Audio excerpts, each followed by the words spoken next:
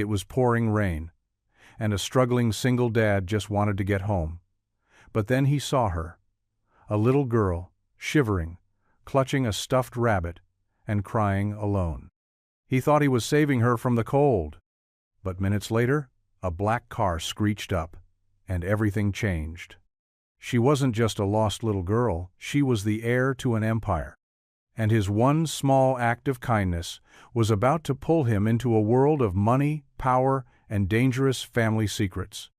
When the truth about her life starts to unravel, he'll have to choose walk away or fight for the only person who's ever made him feel like a hero again.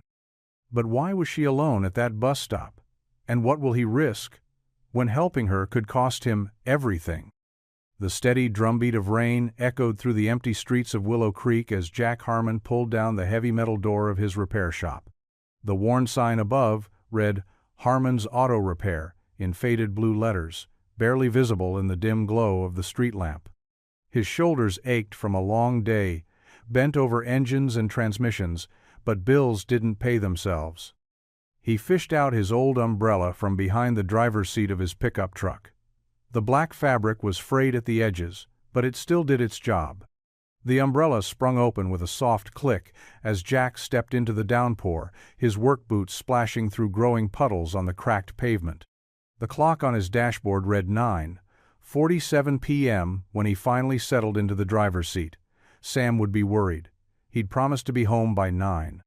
His 11-year-old was too young to be shouldering such adult concerns, but since losing Sarah 3 years ago, their roles had sometimes blurred.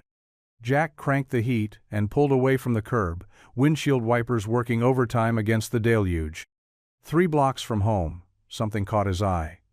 A small figure huddled beneath the bus shelter, barely visible through the rain-streaked window. Jack slowed his truck, squinting through the darkness. No buses ran this late, not in Willow Creek. As he drew closer, his heart dropped. It was a child, alone in this weather. Without hesitation, Jack pulled over, leaving his headlights on to illuminate the shelter. He grabbed his umbrella and stepped out into the rain. The figure didn't move as he approached, but he could see now it was a little girl, probably no older than 8. She wore a school uniform, a pleated skirt and cardigan, both completely soaked through. In her arms, she clutched a bedraggled stuffed rabbit, its floppy ears dripping water. Jack approached slowly, not wanting to frighten her. He crouched down to her eye level, keeping a respectful distance. "Hey there," he said softly, trying to project warmth through his concern. "Are you okay? It's awful weather to be out here alone." The girl's eyes darted to his face, then away again. She hugged her rabbit tighter, but remained silent. Even in the dim light, Jack could see she was shivering violently. "I'm Jack," he continued gently. "I have a son about your age. There's a diner just down the street, warm and dry, with good hot chocolate. Would you like to get out of this rain?" She looked at him again, longer this time, as if weighing his sincerity. Water dripped from her dark hair, plastered to her face. After what seemed like an eternity, she gave an almost imperceptible nod. "Here," Jack said, holding out his umbrella. "Let's get you somewhere warm." The girl stood on shaky legs, still clutching her rabbit. Jack noticed she was wearing patent leather shoes, now scuffed and waterlogged. He held the umbrella over her as they walked to his truck, making sure she was completely covered even if it meant his own shoulder getting wet. He opened the passenger door and helped her climb in, cranking up the heat even higher. The drive to Joe's Diner took less than 2 minutes, but Jack kept glancing over, worried about how badly she was shivering. The girl stared straight ahead, her small hands never loosening their grip on the stuffed animal. The diner's neon sign cast a warm glow through the rain, the word "open" buzzing in red. Inside, the fluorescent lights were almost too bright after the darkness outside. Sally, the night waitress, looked up from wiping down the counter, her eyebrows rising at the sight of them. "Booth or counter?" Jack asked softly. The girl pointed to a booth by the window, as far from the counter as possible. Jack nodded and followed her lead. She slid into the vinyl seat, leaving small puddles where she sat. Her uniform was expensive, Jack noticed. The kind you'd see at private schools, not the public school Sam attended. The rabbit she held was also clearly well made, though currently worse for wear. Sally approached with menus, but Jack waved them away. "Hot chocolate and a grilled cheese sandwich, please." He glanced at the girl. "Does that sound good?" Another tiny nod. "Coming right up," Sally said, her usual chattiness subdued by the unusual situation. They sat in silence for a few moments, watching the rain streak down the diner windows. The girl's shivering had started to subside in the warm air, but she looked so small and lost that Jack's heart ached. "I'm going to need to call someone," he said gently, "to help find your family. They must be very worried about you." The girl's fingers tightened on her rabbit, but she didn't respond. "Can you tell me your name?" Jack tried again, keeping his voice soft and steady. A long pause followed, broken only by the quiet clinking of dishes from the kitchen and the patter of rain against glass. Finally, in a whisper so faint he almost missed it, she spoke. "Emily." "Emily," Jack repeated warmly. "That's a beautiful name." Sally returned with the hot chocolate, topped with a generous swirl of whipped cream. She set it down carefully in front of Emily, along with a handful of extra napkins. "The grilled cheese will be ready in a few minutes," Sally said, then retreated tactfully. Emily stared at the hot chocolate, then slowly reached out one hand to wrap around the warm mug, the other still holding her rabbit. A tiny bit of tension seemed to leave her shoulders as the warmth seeped into her cold fingers. "Take small sips," Jack advised. "It's pretty hot." Emily lifted the mug carefully, leaving a perfect whipped cream mustache after her first tentative sip. For just a moment, a ghost of a smile flickered across her face as she wiped it away with a napkin. The rain continued its steady rhythm against the windows, but here in the warm light of the diner, with the promise of hot food and gentle conversation, the storm seemed less threatening. Jack watched as Emily took another sip of hot chocolate, noting how her hands had finally stopped trembling. Whatever had brought her to that bus stop on this rainy night, at least for now, she was safe. Emily wrapped her small hands around the warm mug, taking another careful sip of hot chocolate. The grilled cheese arrived, steam rising from the perfectly toasted bread. Jack noticed how her eyes widened at the sight of food, though she hesitated before reaching for it. "It's okay," he encouraged. "You must be hungry after being out in that rain." She picked up half the sandwich and took a tiny bite. After chewing thoughtfully, she took a bigger one, some of the tension leaving her shoulders. "My nanny was supposed to pick me up," Emily said quietly, her voice barely audible above the patter of rain against the windows. "After ballet class." Jack leaned forward slightly, careful to maintain a respectful distance. "What time was she supposed to meet you?" 6 o'clock. Emily's lower lip trembled. "I waited and waited. She never came." Jack glanced at his watch. Nearly 10:30 p.m. now. His stomach tightened at the thought of this little girl waiting alone for over 4 hours. "Does this happen often?" he asked gently. Emily shrugged, picking at the crust of her sandwich. "Sometimes she forgets, or says she got busy." She hugged her rabbit closer. "But never this late before." "What's your rabbit's name?" Jack asked, trying to keep her comfortable while figuring out what to do next. "Mr. Hopsworth," Emily replied, the ghost of a smile touching her lips. "He's very proper.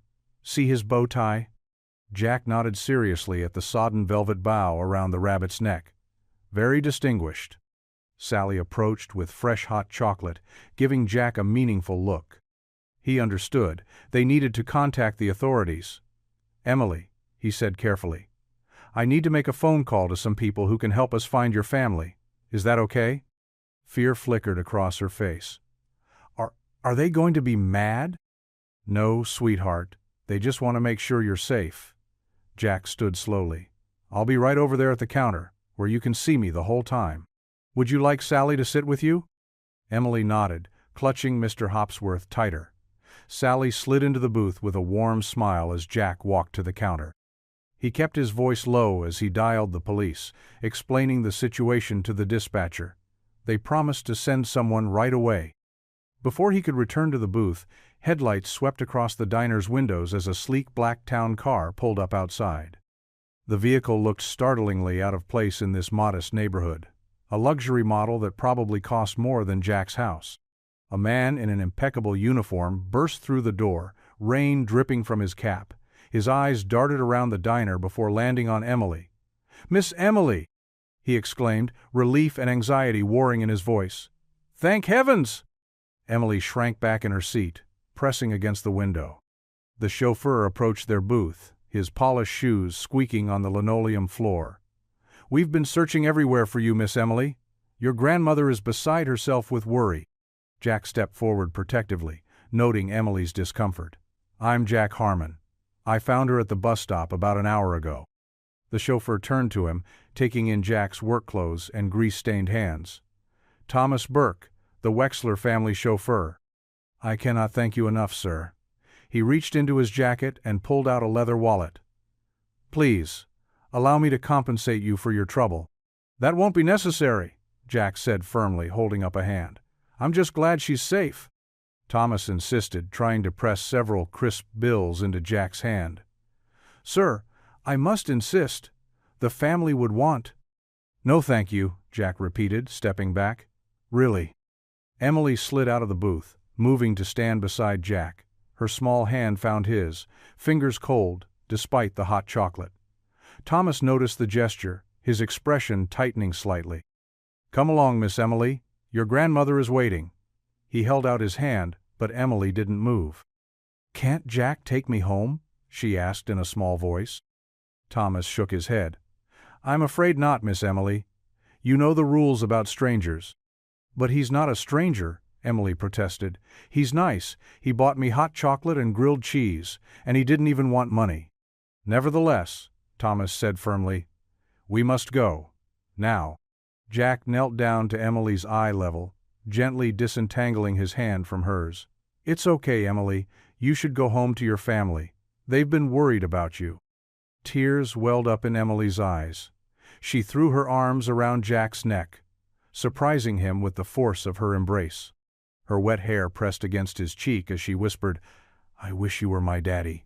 The words hit Jack like a physical blow, stirring memories of Sam at that age, dealing with the loss of his mother. Before he could respond, Thomas was there, gently but firmly guiding Emily toward the door. Jack watched as Thomas opened an umbrella over Emily, hurrying her to the waiting car. Through the rain-streaked windows, he caught a final glimpse of her small face, looking back at him. Mr. Hopsworth clutched tight against her chest before the car pulled away into the rainy night. Sally appeared beside him, shaking her head. "Poor little thing." "Yeah," Jack agreed softly, still staring at the place where the car had disappeared. Emily's whispered words echoed in his mind, stirring something protective and painful in his chest. The police arrived 5 minutes later, but there was little to report. The incident was logged, and Jack gave his statement, but it was clear the case was closed. Emily was safely back with her family, whoever they were. Yet as Jack finally drove home through the rain, he couldn't shake the image of Emily's face pressed against that car window, or forget the desperate wish she'd whispered in his ear. He had a feeling this wouldn't be the last time their paths crossed in this small town. Sam was waiting up for him, despite it being well past his bedtime. "Dad, where were you? I was worried."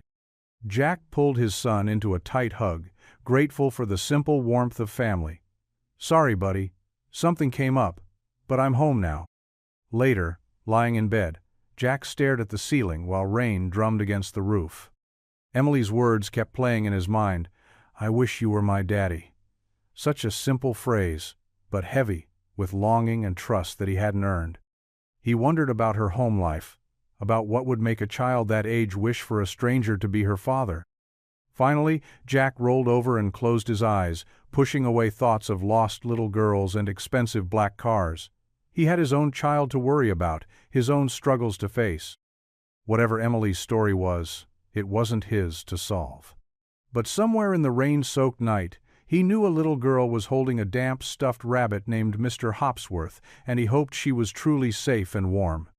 The morning sun filtered through the worn curtains of the Harmon kitchen as Jack flipped another pancake on the griddle. The familiar sizzle and sweet aroma filled their modest home, a Saturday morning ritual he'd maintained since Sarah passed. The kitchen, like the rest of their small house, was dated but clean, with cheerful yellow walls Sarah had painted years ago. Sam slouched into the kitchen, his dark hair sticking up in all directions. At 11 he was already showing signs of the teenager he'd soon become, though sleep still softened his features. He slid onto one of the mismatched chairs at their scratched wooden table, stifling a yawn. "Morning, Dad," Sam mumbled, reaching for the orange juice. "Is it true you rescued someone last night?" Jack raised an eyebrow as he slid 3 golden brown pancakes onto Sam's plate. "Where'd you hear that?" "Mrs. Peterson called this morning while you were in the shower." Sam drowned his pancakes in maple syrup. "She said her daughter works at Jerry's Diner and told her all about it. Said you brought in a lost little girl." Jack sighed, settling into his chair with his own plate. Trust small-town gossip to travel at light speed.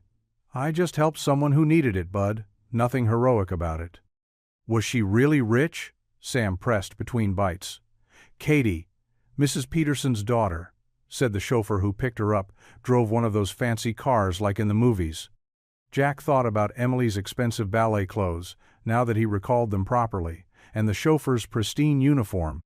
But what stuck with him most was the loneliness in her eyes, the way she'd clutched that stuffed rabbit like a lifeline. "Having money doesn't always mean having everything, Sam," Jack said carefully. "She seemed lonely." Sam nodded thoughtfully, understanding in his eyes that sometimes made Jack's heart ache. His son had grown up too fast after Sarah died. Like how Tommy Richards has all the newest video games but nobody to play them with. Something like that. Jack reached over to ruffle Sam's hair. "Now eat up. We've got that carburetor to rebuild in the garage." They spent the morning working side by side in Jack's home garage, a space that had become both workshop and sanctuary. Sam handed tools to his father with practiced ease, asking questions about engine parts and occasionally sharing stories from school. The simple rhythm of their work made Jack almost forget about the previous night's strange encounter. Until the doorbell rang at precisely 2 o'clock. Sam wiped his greasy hands on a rag. "I'll get it." "Hold up," Jack called, following his son. Years of raising a boy alone had taught him caution about unexpected visitors. Through the front window, they could see a tall man in an expensive suit standing on their worn welcome mat. He held a leather briefcase and wore an expression of polite patience that seemed at odds with their humble neighborhood. Jack opened the door, very aware of his oil-stained work clothes. "Can I help you?" "Mr. Jack Harmon?" The man's voice was crisp and professional. "I represent the Wexler family. Mrs. Margaret Wexler sends her regards and this invitation." He produced an envelope from his briefcase with the careful precision of someone handling something precious. The envelope was thick, cream-colored paper that probably cost more than Jack's weekly grocery bill. A gold wax seal bore an intricate W crest, and his name was written in elegant calligraphy. "Mrs. Wexler would very much appreciate your presence at the estate tomorrow afternoon at 2 o'clock, the man continued. "The matter concerns Miss Emily and last night's incident." Jack accepted the envelope, feeling the weight of the expensive paper. "I'm not sure I understand. All details are included in the invitation." The man interrupted smoothly. "A car will be sent for you, unless you prefer to drive yourself. The address is listed." He gave a small bow. "Good day, Mr. Harmon." They watched as the man walked to a waiting town car, similar to the one from last night, and disappeared down their quiet street. Sam crowded closer, eyes wide. "Dad, what's going on?" Jack turned the envelope over in his hands, studying the seal. The paper alone spoke of wealth he could hardly imagine. "I'm not entirely sure, Bud." "Who's Margaret Wexler?" Sam asked, voicing the question that echoed in Jack's own mind. Jack stared at the envelope, a mix of confusion and wariness settling in his stomach. The events of the past 24 hours felt increasingly surreal. From finding a lost child in the rain to receiving what looked like a royal summons. What exactly had he stepped into? The envelope sat heavy in his hands, its gold crest catching the afternoon light streaming through their front window. Jack's old pickup truck rumbled along Hillcrest Road, each turn taking him deeper into the wealthy side of town he rarely visited. The modest homes he was used to gave way to sprawling estates, hidden behind tall hedges and elaborate gates. His worn flannel shirt and best pair of jeans, though freshly pressed, felt increasingly out of place. The GPS chimed, announcing his arrival. Jack slowed to a stop in front of massive wrought-iron gates adorned with an intricate W that matched the seal from yesterday's invitation. A security guard emerged from a small gatehouse, checked Jack's name against a list, and waved him through with unexpected warmth. The driveway wound through perfectly manicured gardens where fountains sparkled in the afternoon sun. Cherry trees lined the path, their pink blossoms drifting like snow in the gentle breeze. Jack's truck looked almost comically out of place among such refined beauty. The mansion itself took his breath away. 3 stories of pale stone rose before him, with tall windows and graceful columns that reminded him of buildings he'd seen in old movies.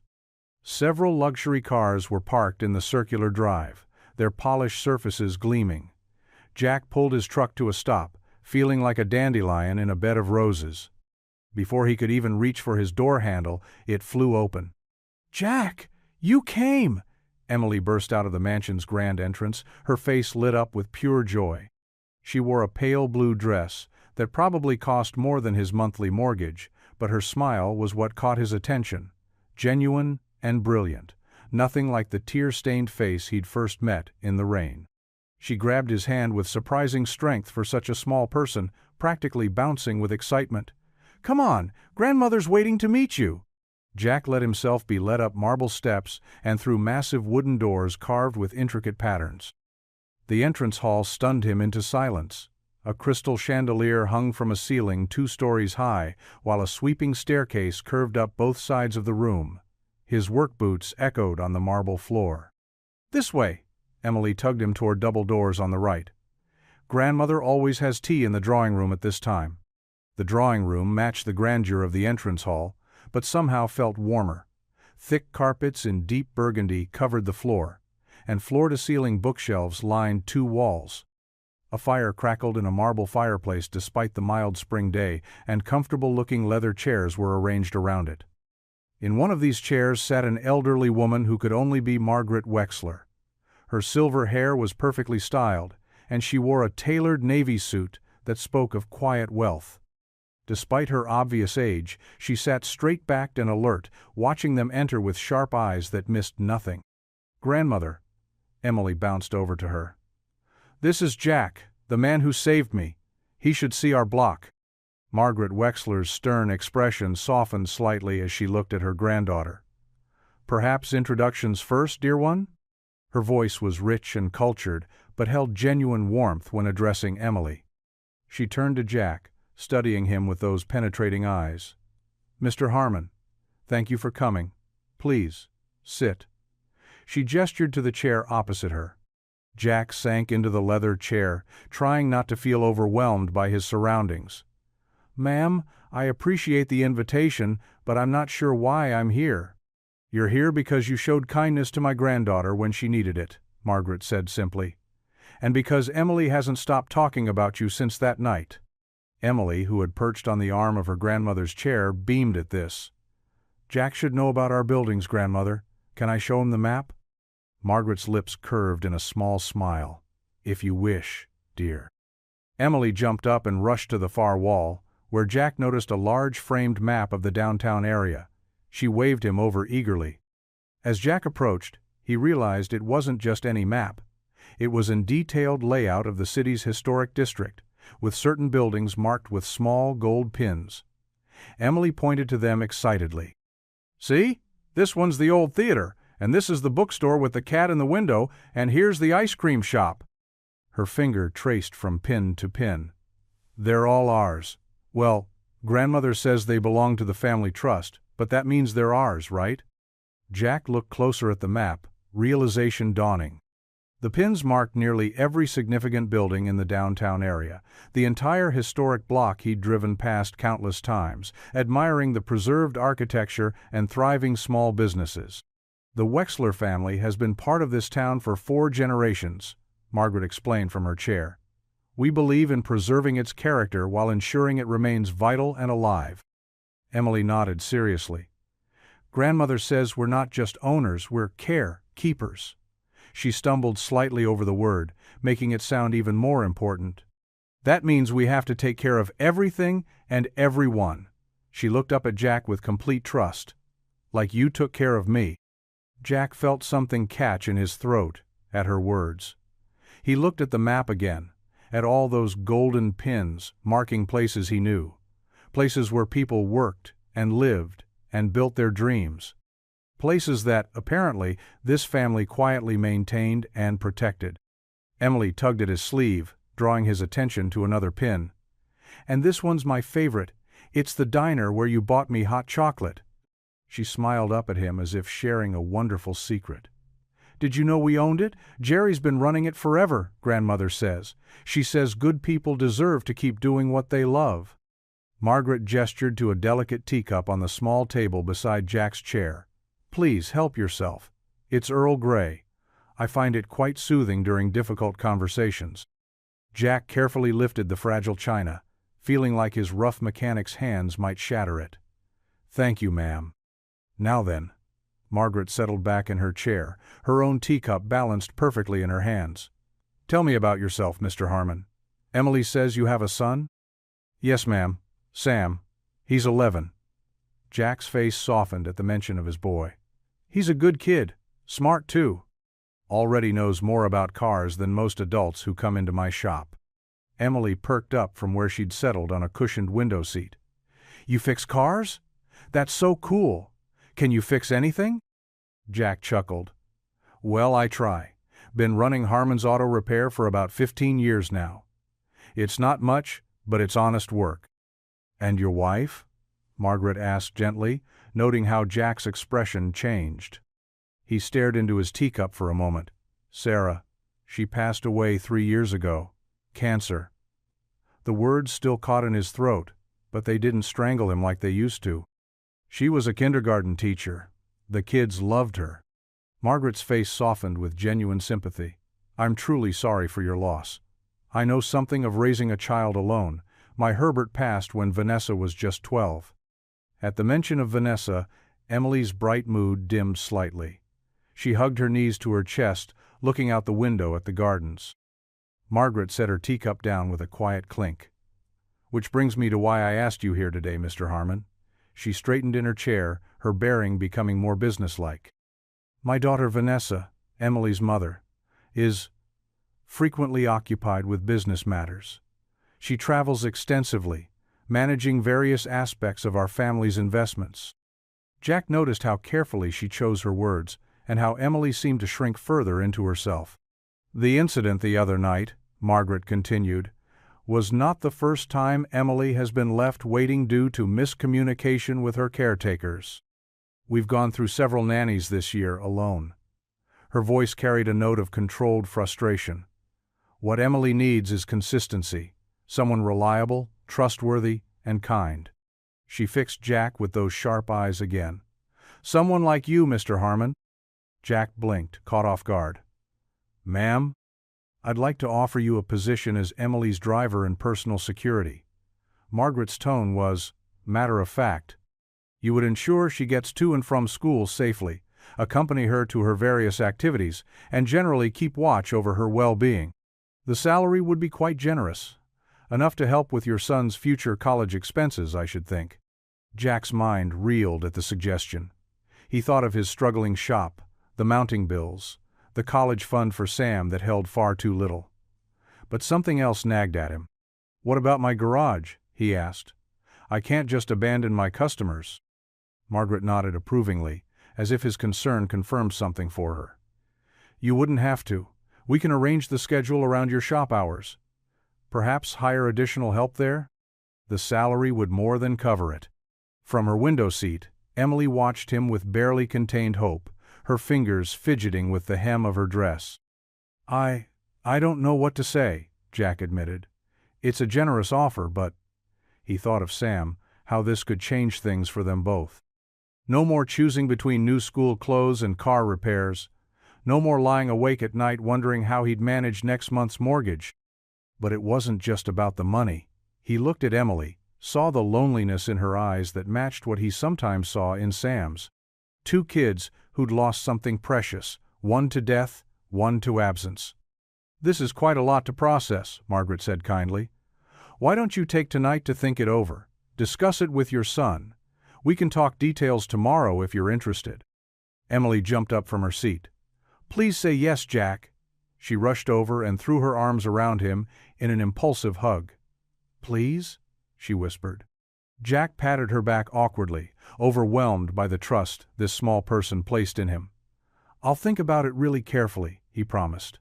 "That's the best I can do right now." Margaret rose gracefully from her chair. "That's all we ask." She pressed a business card into his hand. "Call me tomorrow with your decision, whatever it may be." As Jack walked back to his truck, Emily's whispered, "Please say yes," echoed in his mind, along with the memory of that rainy night when she'd wished he was her daddy. Behind him, the grand house loomed like a question mark against the afternoon sky, while ahead, his old pickup waited like a familiar friend. He had a lot to think about tonight. Steam rose from 2 plates of spaghetti as Jack set them on the small kitchen table. Sam was already seated, fork in hand, his homework pushed to the side. "So what did the fancy letter people want?" Sam asked, twirling pasta onto his fork.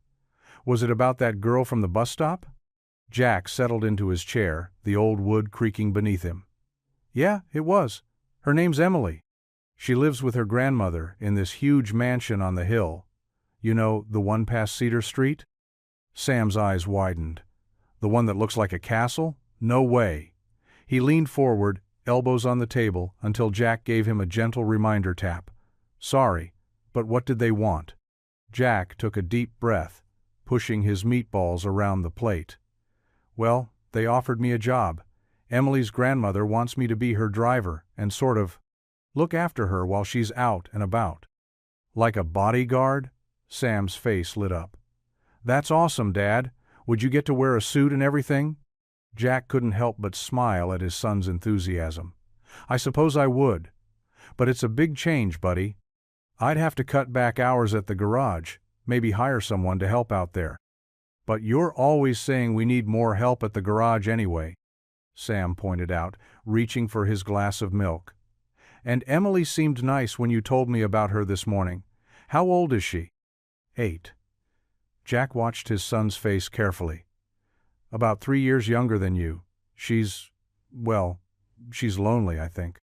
Her mom travels a lot for business." Sam's expression grew thoughtful, and Jack saw a flash of understanding cross his young face. They both knew something about loneliness. "You should do it, Dad," Sam said firmly. "We could help her, right? Like how Mrs. Peterson next door helped us after Mom." He trailed off, but Jack understood.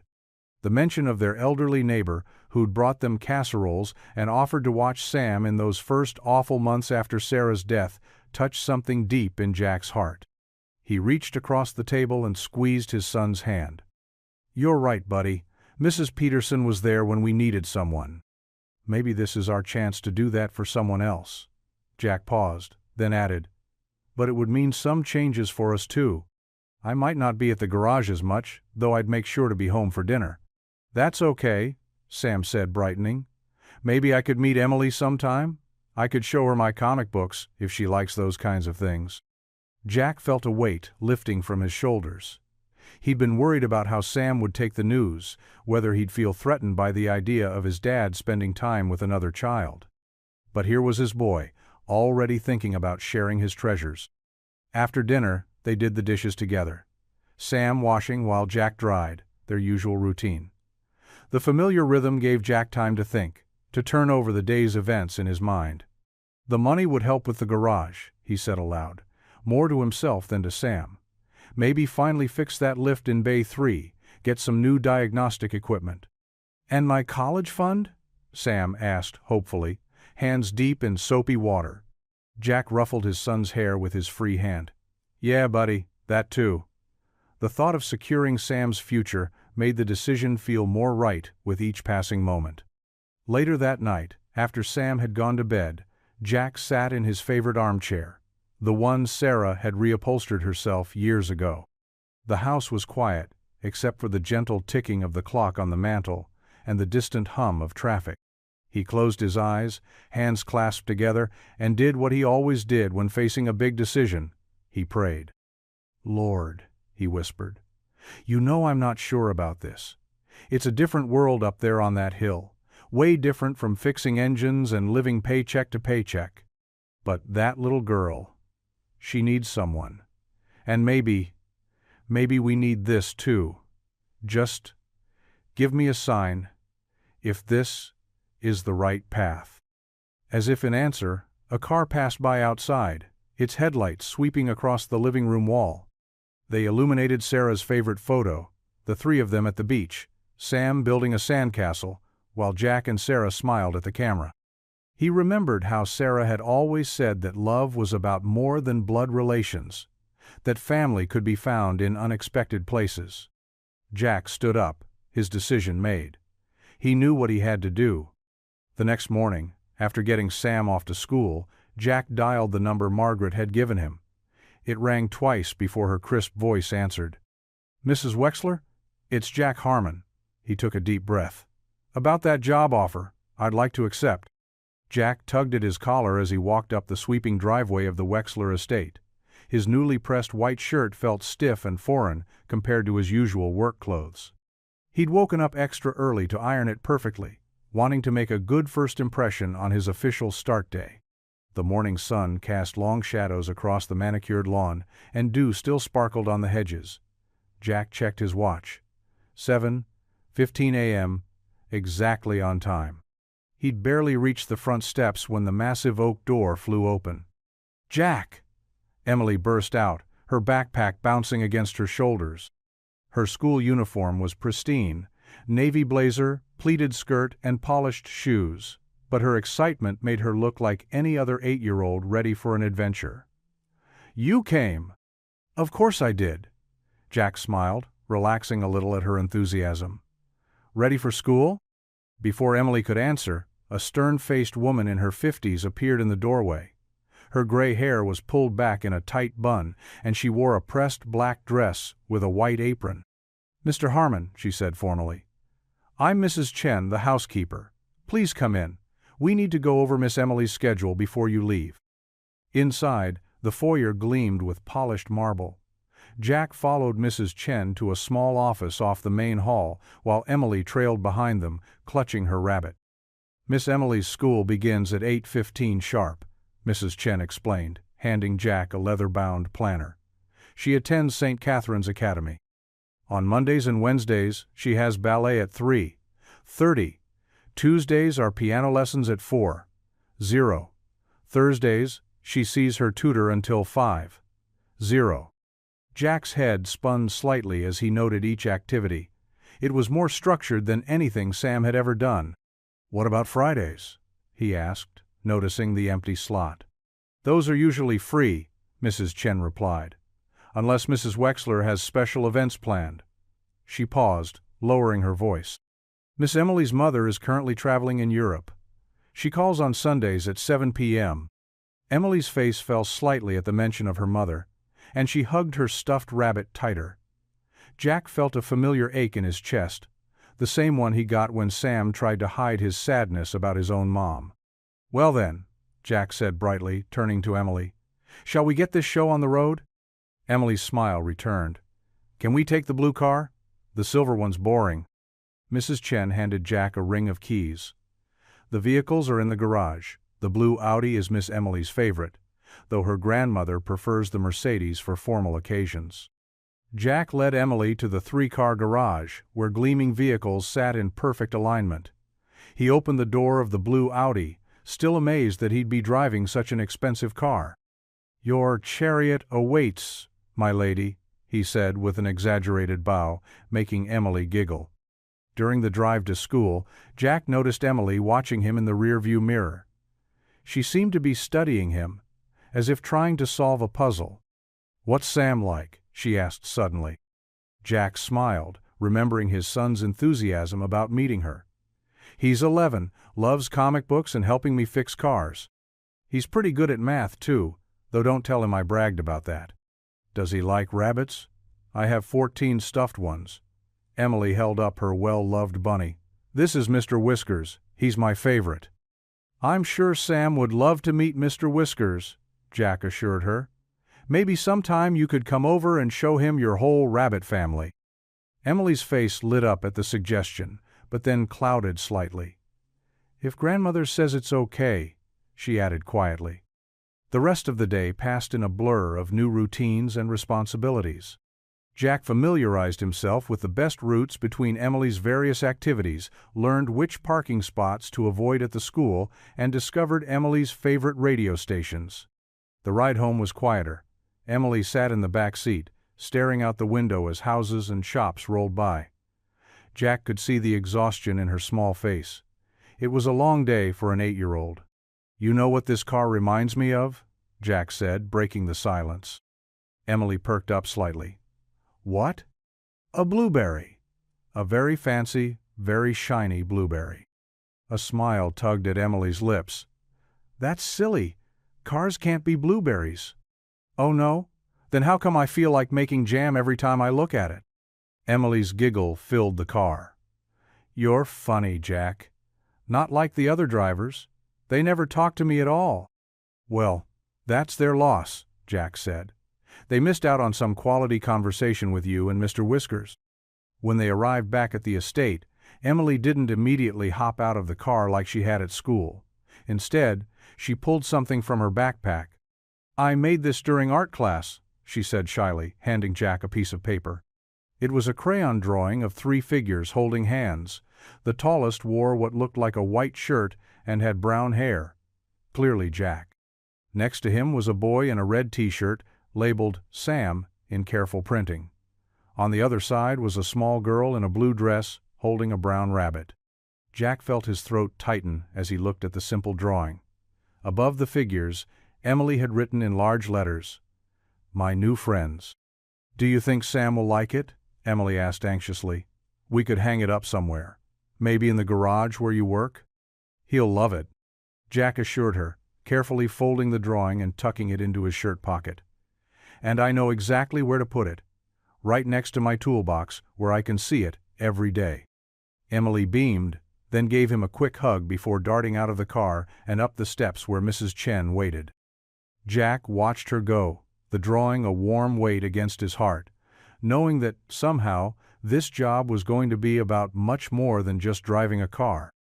The late afternoon sun cast long shadows across the parking lot of the Riverside Dance Academy. Jack sat in the blue Audi, reading a dog-eared paperback while waiting for Emily's ballet class to finish. The past week had settled into a comfortable rhythm. Morning drop-offs filled with silly jokes, afternoon pickups with stories about their days, and quiet drives where Emily would sometimes nap, tired from her busy schedule. A sharp tap on his window startled Jack from his reading. He looked up to see a striking woman in her mid-30s, dressed in an expensive black suit that probably cost more than his monthly mortgage. Her dark hair was pulled back severely, highlighting sharp cheekbones and cold eyes that studied him with barely concealed disdain. Jack rolled down the window, already knowing who she must be. Mrs. Wexler? Miss? She corrected icily.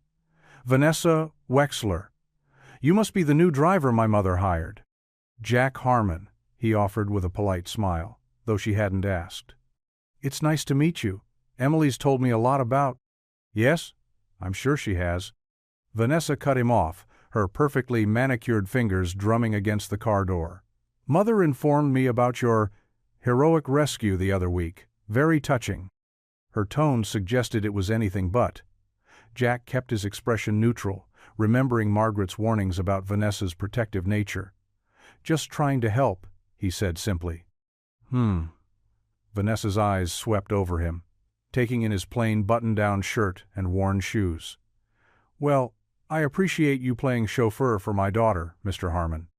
But let's be clear about something. Emily has a tendency to become overly attached to staff members. It's best not to encourage it. Jack felt his jaw tighten but maintained his calm demeanor. I'm just doing my job, Miss Wexler, making sure Emily gets where she needs to be, safely and on time. Of course. Vanessa smiled, though it didn't reach her eyes. "Just don't get too comfortable.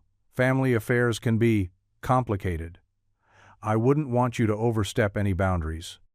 Before Jack could respond, the studio doors opened and students began streaming out in their leotards and dance shoes. Emily appeared, her face lighting up when she spotted the car, until she saw who was standing beside it. Her steps faltered, and she clutched her dance bag closer. "Mom?" Emily's voice was small, uncertain. "You're back?" "Hello, darling." Vanessa's tone warmed slightly but remained formal. "I thought I'd surprise you." The Milan meetings wrapped up early. Emily shifted from foot to foot, looking between her mother and Jack. Are you taking me home?" No, I have a dinner meeting downtown. I just wanted to check in." Vanessa straightened Emily's ballet bun with quick, efficient movements. "Make sure you're practicing your piano pieces. Your instructor said you've been distracted lately." "I practiced yesterday," Emily mumbled, looking at her feet. "Well, practice more. The winter recital isn't far off." Vanessa checked her watch. "I have to run. We'll talk properly on Sunday during our call." With a sharp nod to Jack and a pat on Emily's shoulder, Vanessa clicked away on her heels toward a waiting town car. Emily watched her go, shoulders slumped, before climbing into the back seat of the Audi. Jack waited until they were on the road before glancing in the rearview mirror.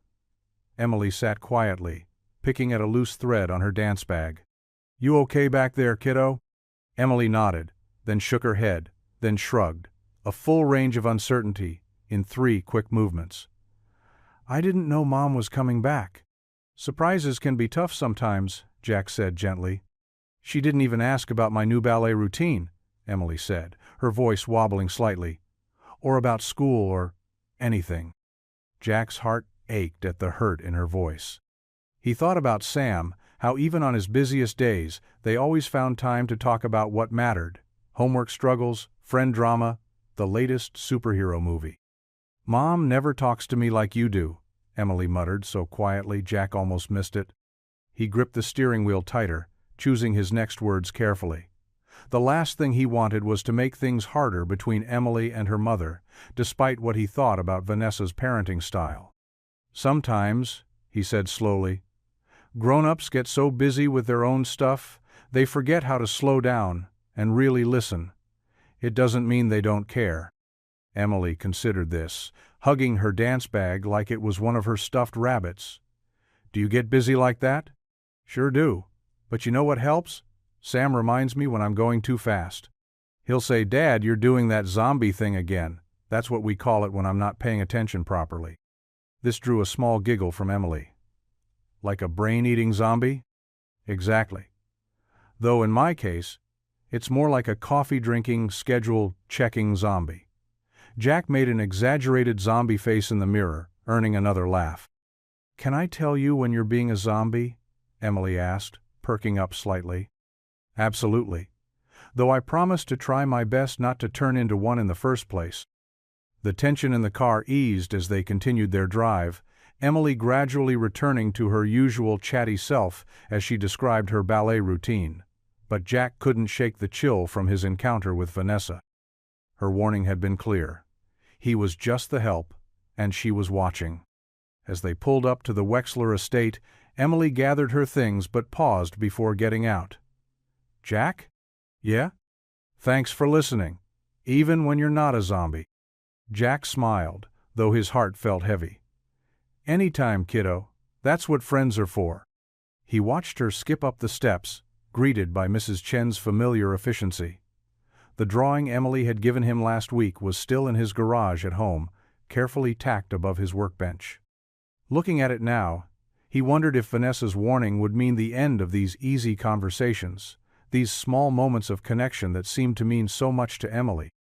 But as he put the car in drive, Jack made a quiet decision.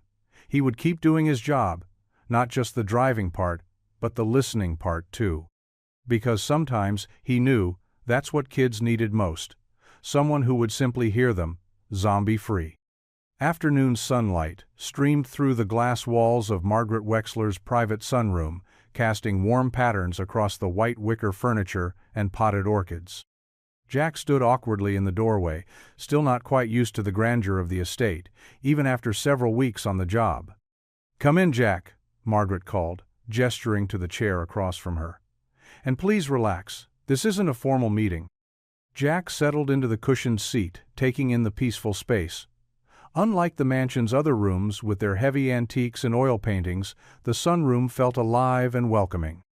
Climbing vines framed the windows, and a collection of well-loved gardening tools sat in a corner. "Tea?" Margaret asked, already reaching for the silver pot. "It's Earl Grey, my afternoon weakness." "Thank you, ma'am."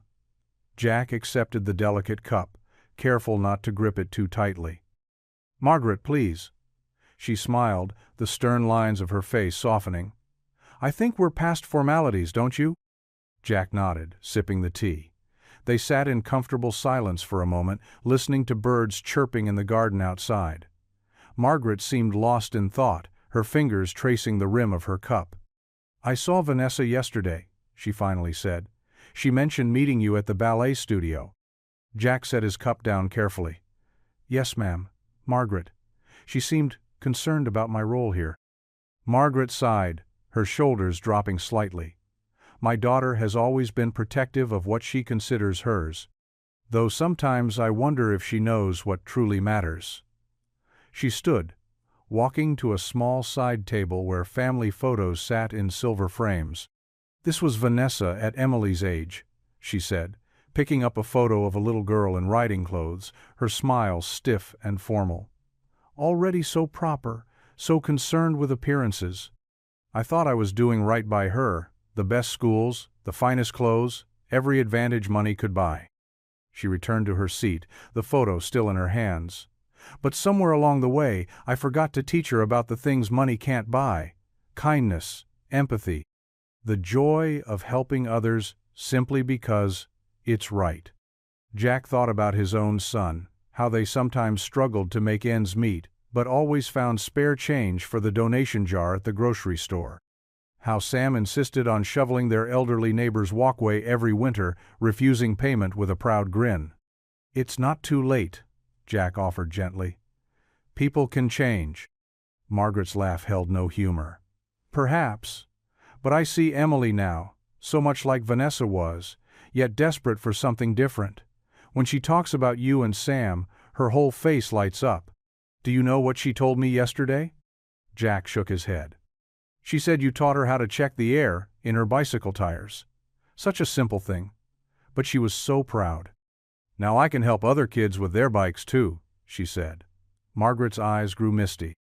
"That's what I should have taught Vanessa, the satisfaction of being useful, of helping others." She set the photo aside and leaned forward, her gaze intense. "I see in you, Jack, the steadiness that Emily needs. The grounding influence I failed to provide for her mother. You treat her like a person, not a porcelain doll or a future heiress." "She's just a kid who needs someone to listen," Jack said simply. "Same as any other." "Exactly." Margaret nodded approvingly. "That's precisely why I wanted you here. Not just as a driver, but as a stabilizing presence. Someone who sees her for who she is, not what she represents." Jack thought about Vanessa's warning about getting too comfortable. Her mother might not agree. "Let me handle Vanessa," Margaret said firmly. "What I need to know is, can I count on you to help protect Emily's happiness, to show her there's more to life than bank accounts and social standings?" Jack didn't hesitate. "I promise. For as long as I'm here, I'll do my best to help Emily grow into the person she wants to be, not just who others expect her to be." Margaret's shoulders relaxed, as if a weight had been lifted. "Thank you, Jack. That's exactly what I needed to hear." Before either could say more, rapid footsteps echoed down the hallway. Emily burst into the sunroom, her school uniform slightly rumpled, and her eyes bright with excitement. "Jack, grandmother, did you hear about the street fair?" She bounced on her toes, barely containing her enthusiasm. "Mrs. Chen said they're having one downtown next weekend, right on our block." Margaret smiled indulgently. "Yes, dear. The Business Association organizes it every year. There's going to be games and food trucks and music." Emily turned to Jack, her eyes pleading. "You'll come, won't you? Please?" Sam can come too. We can all go together." Jack glanced at Margaret, who gave him a subtle nod. "Wouldn't miss it for the world, kiddo." Emily's smile could have lit up the whole sunroom. "Really? Promise?" "Promise." Jack held out his pinky finger, and Emily wrapped hers around it solemnly. "Grandmother, can I show Jack the poster they gave us at school? It has pictures of all the booths." "Of course, dear. I believe Mrs. Chen put it on your desk." Emily grabbed Jack's hand, tugging him up. "Come on, you have to see it. They're even having a charity booth where kids can sell their old toys." As Emily pulled him toward the door, Jack caught Margaret's eye. She raised her teacup in a small salute, her expression warm with approval. In that moment, Jack understood that this wasn't just about driving Emily to her activities or keeping her safe. It was about helping a little girl find her way to becoming someone different than what her circumstances might have created. Someone kind, someone genuine, someone who understood the true value of things that couldn't be bought. And that, he realized, was a responsibility worth all the warnings in the world. The morning sun cast long shadows across Main Street as Jack walked from shop to shop, clipboard in hand. The street fair was just a week away, and as the newest member of the business community, even if only by association with the Wexlers, he'd volunteered to help coordinate the layout. Mrs. Chen waved him into her flower shop, the bell above the door chiming softly. "Jack, come in, come in! I have the measurements for our booth space right here." The small shop smelled of roses and fresh soil. Mrs. Chen pulled a carefully drawn diagram from behind the counter. "We'll need extra room for the flower crown making station. The children love it every year." Jack noted it down, smiling. "Emily mentioned that. She said your booth was her favorite last year." "Such a sweet girl," Mrs. Chen said, arranging a bouquet as they talked. "Different now, you know. More. Sparkly in the eyes since you came along." Before Jack could respond, the bell chimed again. "Mr. Rodriguez from the bakery poked his head in, clutching papers. "Jack, good, you're here. About my booth location. I need to be away from direct sunlight. The pastries, you understand?" One by one, other shop owners drifted in, until Mrs. Chen's tiny store was packed with people waving papers and chattering about booth placements. Jack worked through their requests methodically, drawing and redrawing the layout until everyone was satisfied. "What about the charity section?" Mr. Rodriguez asked, brushing flour from his apron. "Same spot as last year?" "Actually," Jack said, "Emily Wexler wants to run a booth there. She's planning to sell her old toys for the children's hospital." The shop owners exchanged pleased looks. They were used to the Wexlers being distant landlords, not active participants in community events. "Well, well," Mrs. Chen said, beaming. "Times really are changing around here." Later that afternoon, Jack pulled up to the mansion in his pickup truck. Emily was already waiting on the front steps, practically vibrating with excitement. "Can we go sort the toys now?" she asked, bouncing into the passenger seat. "I made a whole list of which ones to sell." "First stop is the garage to pick up Sam," Jack said, adjusting her seatbelt. "He's excited to help, too." They found Sam sweeping the garage floor, his homework finished and spread across Jack's old desk. "Finally," he called out. "I've been waiting forever." The drive to the mansion was filled with Emily and Sam's chatter about the fair. When they reached Emily's playroom, both kids stopped short. Jack had to admit, the sight was impressive. Shelves upon shelves of toys, many still in their original packaging. "Where do we start?" Sam asked, eyes wide. Emily pulled out a crumpled piece of paper from her pocket. "I made categories: keep, sell, and fix." She pointed to different areas of the room. "The ones I never really played with can definitely go to the hospital." They worked through the afternoon, creating piles that grew steadily larger. Emily surprised Jack with her generosity, readily parting with expensive toys that had barely been touched. She lingered only over items that held real memories. A teddy bear from her grandmother, a toy car she and Sam had played with during his first visit. "Hey, this just needs new batteries," Sam said, examining a robot dog. "Dad can fix it, right?" Jack took the toy, turning it over in his hands. Sure can. We can set up a repair station in the garage for anything that needs a little love. Emily clapped her hands. Like a toy hospital before they go to the real hospital. Can we make it pretty too, with signs and decorations? I've got some paint in the garage, Jack said. We could make it a whole project. They loaded the fix pile into Jack's truck and headed back to the garage. Sam cleared a workbench while Emily carefully arranged the toys that needed repair. Jack showed them how to test batteries, tighten loose parts, and clean scuffed surfaces. Now for the fun part, Jack announced, pulling out several cans of paint and some large pieces of cardboard. Every good booth needs signs. Emily's face lit up. Can we make them really colorful? With glitter, maybe? I think we can manage that, Jack laughed, spreading newspapers across the floor.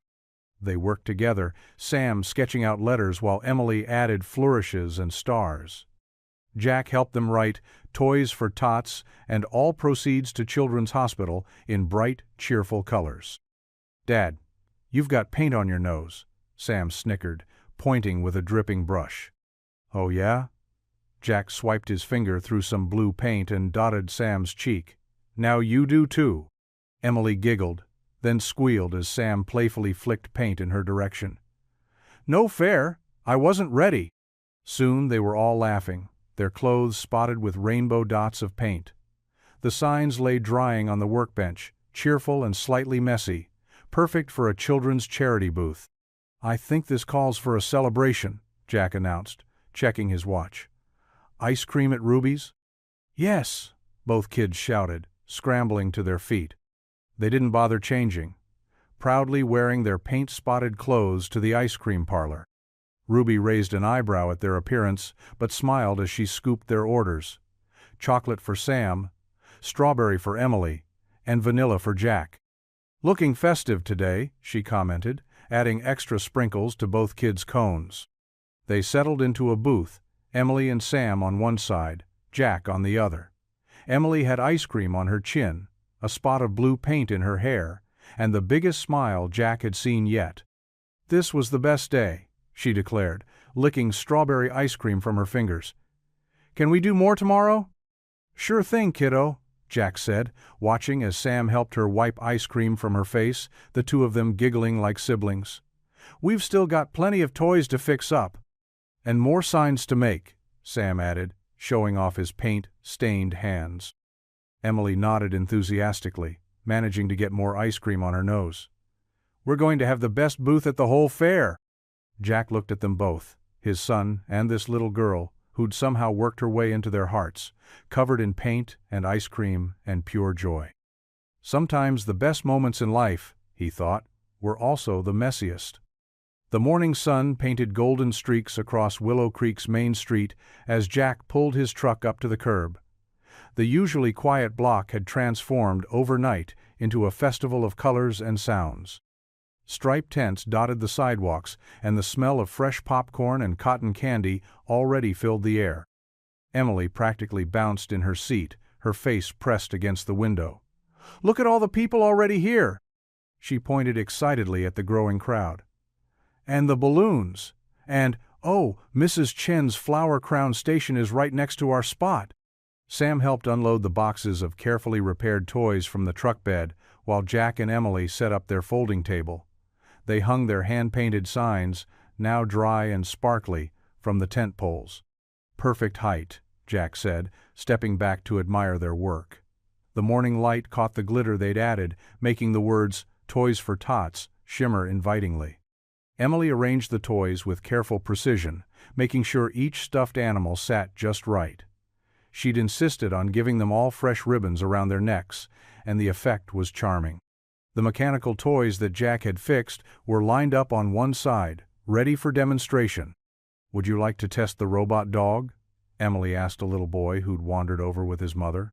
She pressed the button, and the toy yipped and did a small flip, making the child laugh in delight. How much? The mother asked, reaching for her purse. $10, Emily said proudly. And all the money goes to help sick kids at the hospital. The mother smiled, handing over the money. What a wonderful cause. Word spread quickly about the little girl with the big heart running the charity booth. People stopped by not just to buy toys, but to chat with Emily, who greeted everyone with genuine warmth. "My grandmother says these toys need new homes," she explained to an elderly couple examining a pristine dollhouse. "And other children need them more than I do." Mrs. Chen came over during a quiet moment, placing a delicate flower crown on Emily's head. "For our newest shopkeeper," she said with a wink. "You're doing a wonderful job, dear." Around noon, a woman in a crisp blazer approached their booth, notebook in hand. "Hi there. I'm Sarah Mitchell from the Willow Creek Gazette. Would you mind if I asked you a few questions about your charity drive?" Emily looked at Jack questioningly. He nodded encouragingly. "Of course." Emily straightened up, adjusting her flower crown. "Would you like to see how the robot dog works?" Sarah laughed, pulling out her phone to record. "I'd love to. Can you tell me what made you want to do this?" "Well," Emily said, demonstrating the toy, "I had lots of toys that were just sitting in my room. And Jack, he's my—" She paused, looking up at him with a smile. "He's my friend. He helped me fix the broken ones in his garage. We thought maybe other kids would love them more than my shelves did." "Jack Harmon, right?" Sarah turned to him. "What inspired you to help with this project?" Jack rubbed the back of his neck, slightly uncomfortable with the attention. "Emily came up with the idea herself. I just helped with the repairs and logistics. She's got a big heart, wanted to make a difference in her own way." "And how has the community responded?" "Just look around." Jack gestured to their nearly empty table. "People here understand the importance of helping others. Emily's enthusiasm is contagious." Sarah snapped a few photos of Emily showing another customer the remaining toys. "It's not often we see the younger generation of the Wexler family so involved in community events," she observed. "Emily's special that way," Jack said simply, watching as the girl carefully wrapped a teddy bear in tissue paper for a customer. "She sees the value in connecting with people." The afternoon flew by in a blur of sales and smiles. By 4 o'clock, their table was almost bare.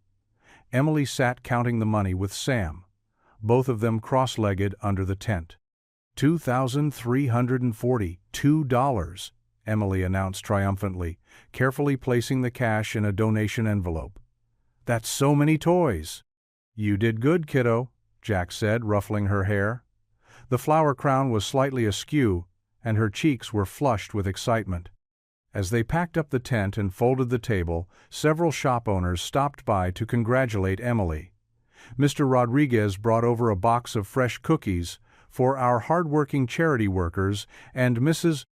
Chen added one last flower to Emily's crown. The sun was setting as they loaded everything back into Jack's truck. Emily climbed into the middle seat between Jack and Sam, still clutching the precious envelope. The gentle motion of the truck and the exhaustion of the exciting day soon had her eyes drooping. "Did we do good, Jack?" she mumbled sleepily, her head gradually tilting until it rested against his arm. "We did great, sweetheart," he answered softly. But Emily was already asleep, the donation envelope held securely in her hands, a peaceful smile on her face. Sam reached over and carefully straightened her flower crown. "She's pretty cool, isn't she, Dad?"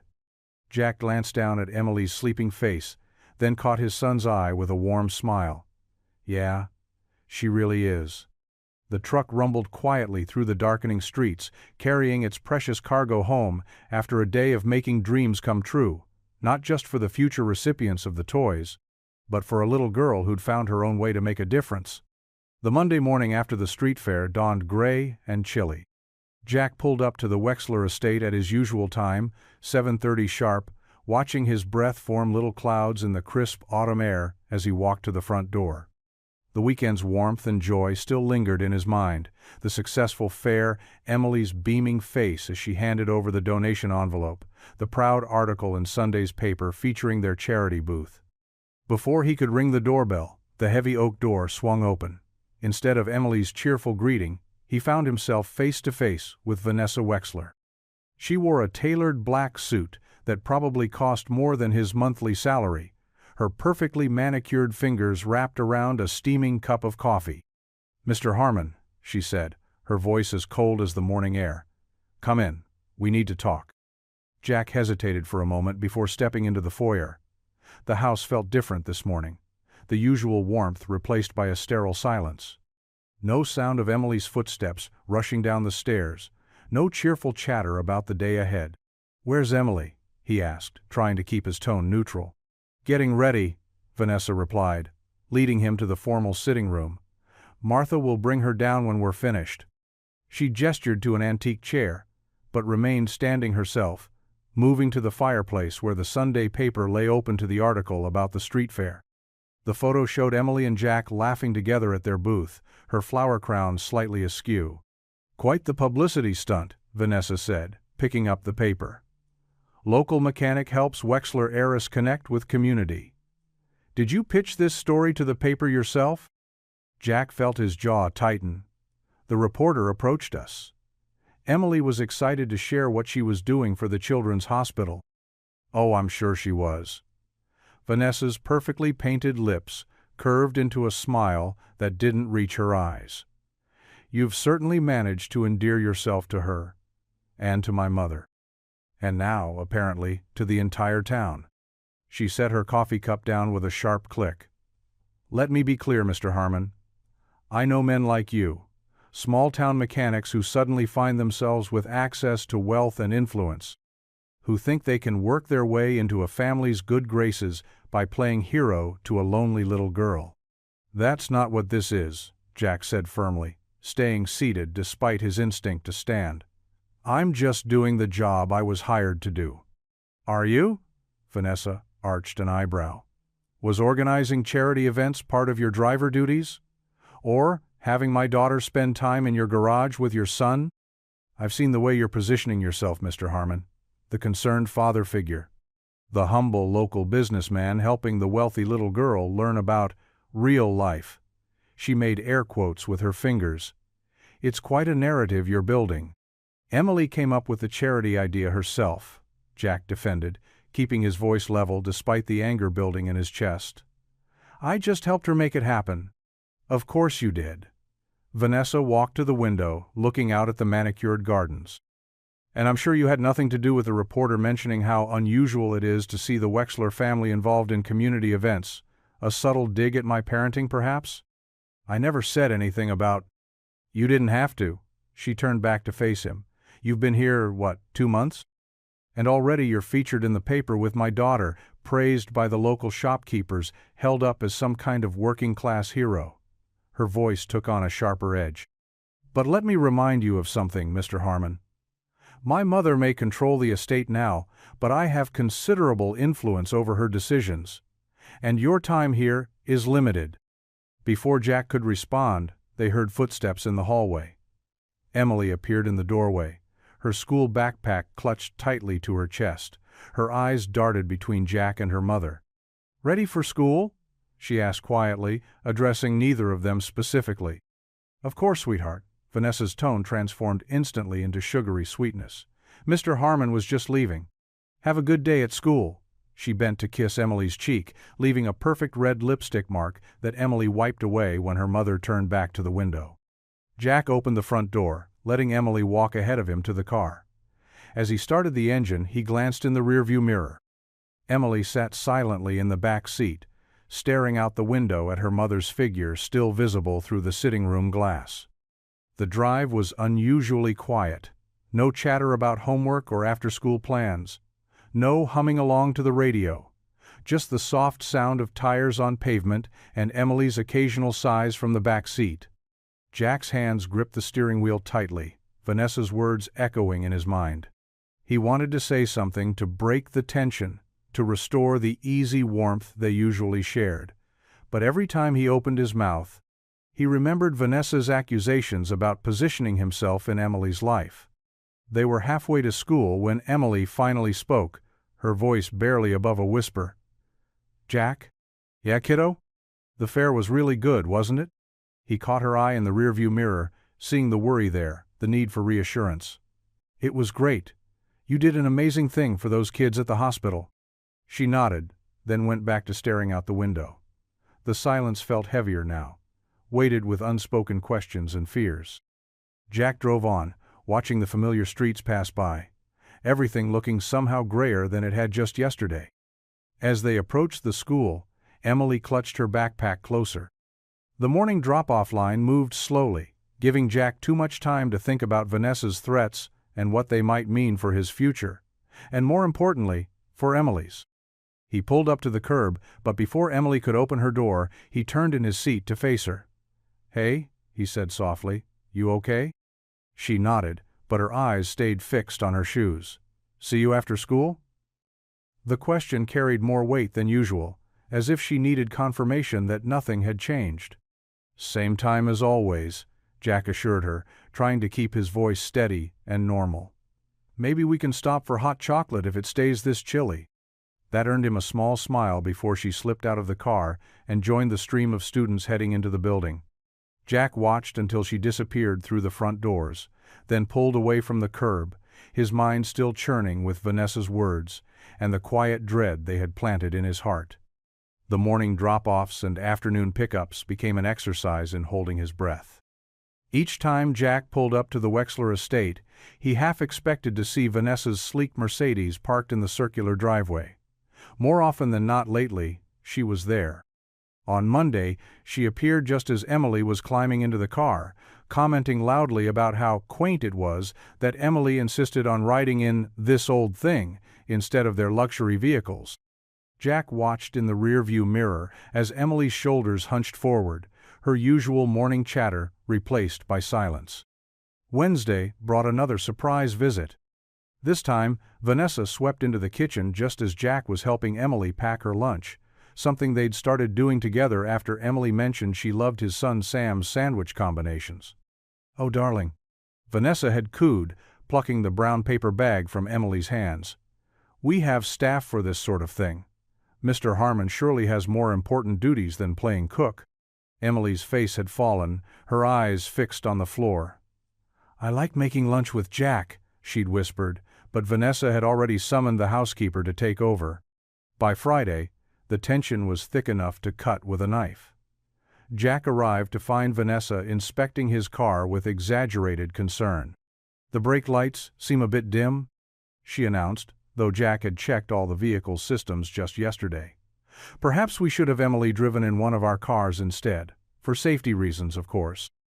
Emily, standing in the doorway with her backpack, looked ready to cry. Jack noticed she'd stopped wearing the friendship bracelet Sam had made her, probably to avoid more of her mother's pointed comments about mixing with the help's children. The only bright spot came during his weekly meeting with Margaret. The elderly woman had noticed the change in atmosphere and called Jack into her study while Emily was at piano practice. "I hope you know," Margaret said, pouring tea with steady hands, "that I see what's happening here." Jack shifted uncomfortably in his seat. "Mrs. Wexler, Margaret, please." She set down the teapot with a gentle clink. "And let me finish. I see how Vanessa is trying to push you out. I also see how much happier Emily has been since you came into our lives." She leaned forward, her eyes kind but determined. "I want you to know that I trust you, Jack, completely." "Thank you," Jack managed, relief washing over him. "That means a lot." "Emily needs stability," Margaret continued. "She needs someone who sees her for who she is, not what she represents. That's you, Jack. Don't let Vanessa make you doubt that." But doubt had a way of creeping in, especially during the long drives home after dropping Emily off. Jack found himself analyzing every interaction, second-guessing every decision. Should he stop their morning ritual of sharing silly jokes? Should he maintain more professional distance? The changes in Emily were the hardest to bear. The bright, chatty girl who'd bounded into his car each morning now moved like a shadow, speaking only when spoken to. Her drawings, once full of color and life, became muted and sparse. Even Sam noticed the difference when they passed her at the park over the weekend. "Why didn't Emily wave back?" Sam had asked, confused by her hurried retreat to her waiting nanny. Jack hadn't known how to explain that sometimes doing the right thing, being there for someone who needs you, could make things complicated. The following Tuesday, after a particularly tense morning where Vanessa had, coincidentally, scheduled a series of appointments that required her to supervise every moment of Emily's departure, Jack finally headed home.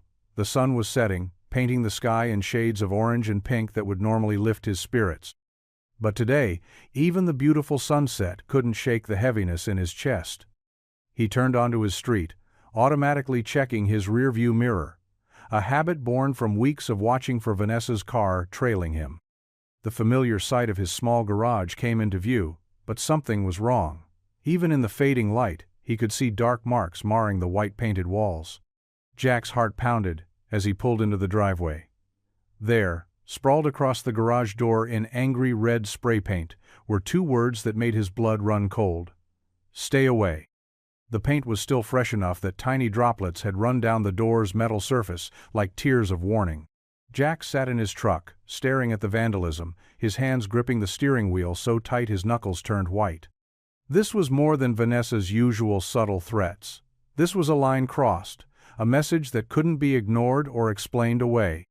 And yet, all Jack could think about was Emily's face that morning, how she'd whispered, "See you tomorrow?" with such uncertainty in her voice. He climbed out of the truck slowly, his work boots crunching on scattered bits of broken glass. Someone had smashed the small window beside the garage door too. The evening air felt thick and heavy, carrying the sharp chemical smell of spray paint. Sam would be home from his friend's house soon. Jack needed to clean this up before then, needed to maintain some semblance of normalcy for his son. But as he stood there, staring at those hateful words, he wondered if anything about this situation could ever be considered normal again. The sound of a car approaching made him tense, but it was just Mrs. Henderson from next door, returning from her evening church group. She slowed as she passed, her eyes widening at the vandalism. Jack managed a weak wave, trying to convey that everything was fine, though they both knew it wasn't. He walked to the small shed behind the garage where he kept his cleaning supplies. The familiar motions of gathering buckets and rags helped steady his hands, gave him something concrete to focus on besides the fear and anger swirling in his gut. The sky continued to darken as Jack worked, scrubbing at the paint that seemed determined to mock him with its stubborn presence. Each stroke of the cleaning brush felt like a battle between what was right and what was easy. It would be easier to walk away, to protect himself and Sam from whatever escalation might come next. But then he thought of Emily's smile when she'd sold her last toy at the charity fair, of her quiet determination to make a difference in her own small way. He thought of Margaret's words about stability and trust. Most of all, he thought about what he'd be teaching Sam if he let intimidation drive him away from helping someone who needed him. The garage door was still stubbornly stained with faint red marks when Jack heard Sam's familiar footsteps coming up the driveway. He turned to face his son, wondering how to explain this latest development in their increasingly complicated lives. The grandfather clock in Margaret's study chimed 3 times as Jack stood before her massive oak desk. He'd received an urgent call during Emily's piano lesson, asking him to come to the estate immediately. The room felt colder than usual, despite the afternoon sun streaming through the tall windows. Margaret sat straight-backed in her leather chair, her face drawn and pale.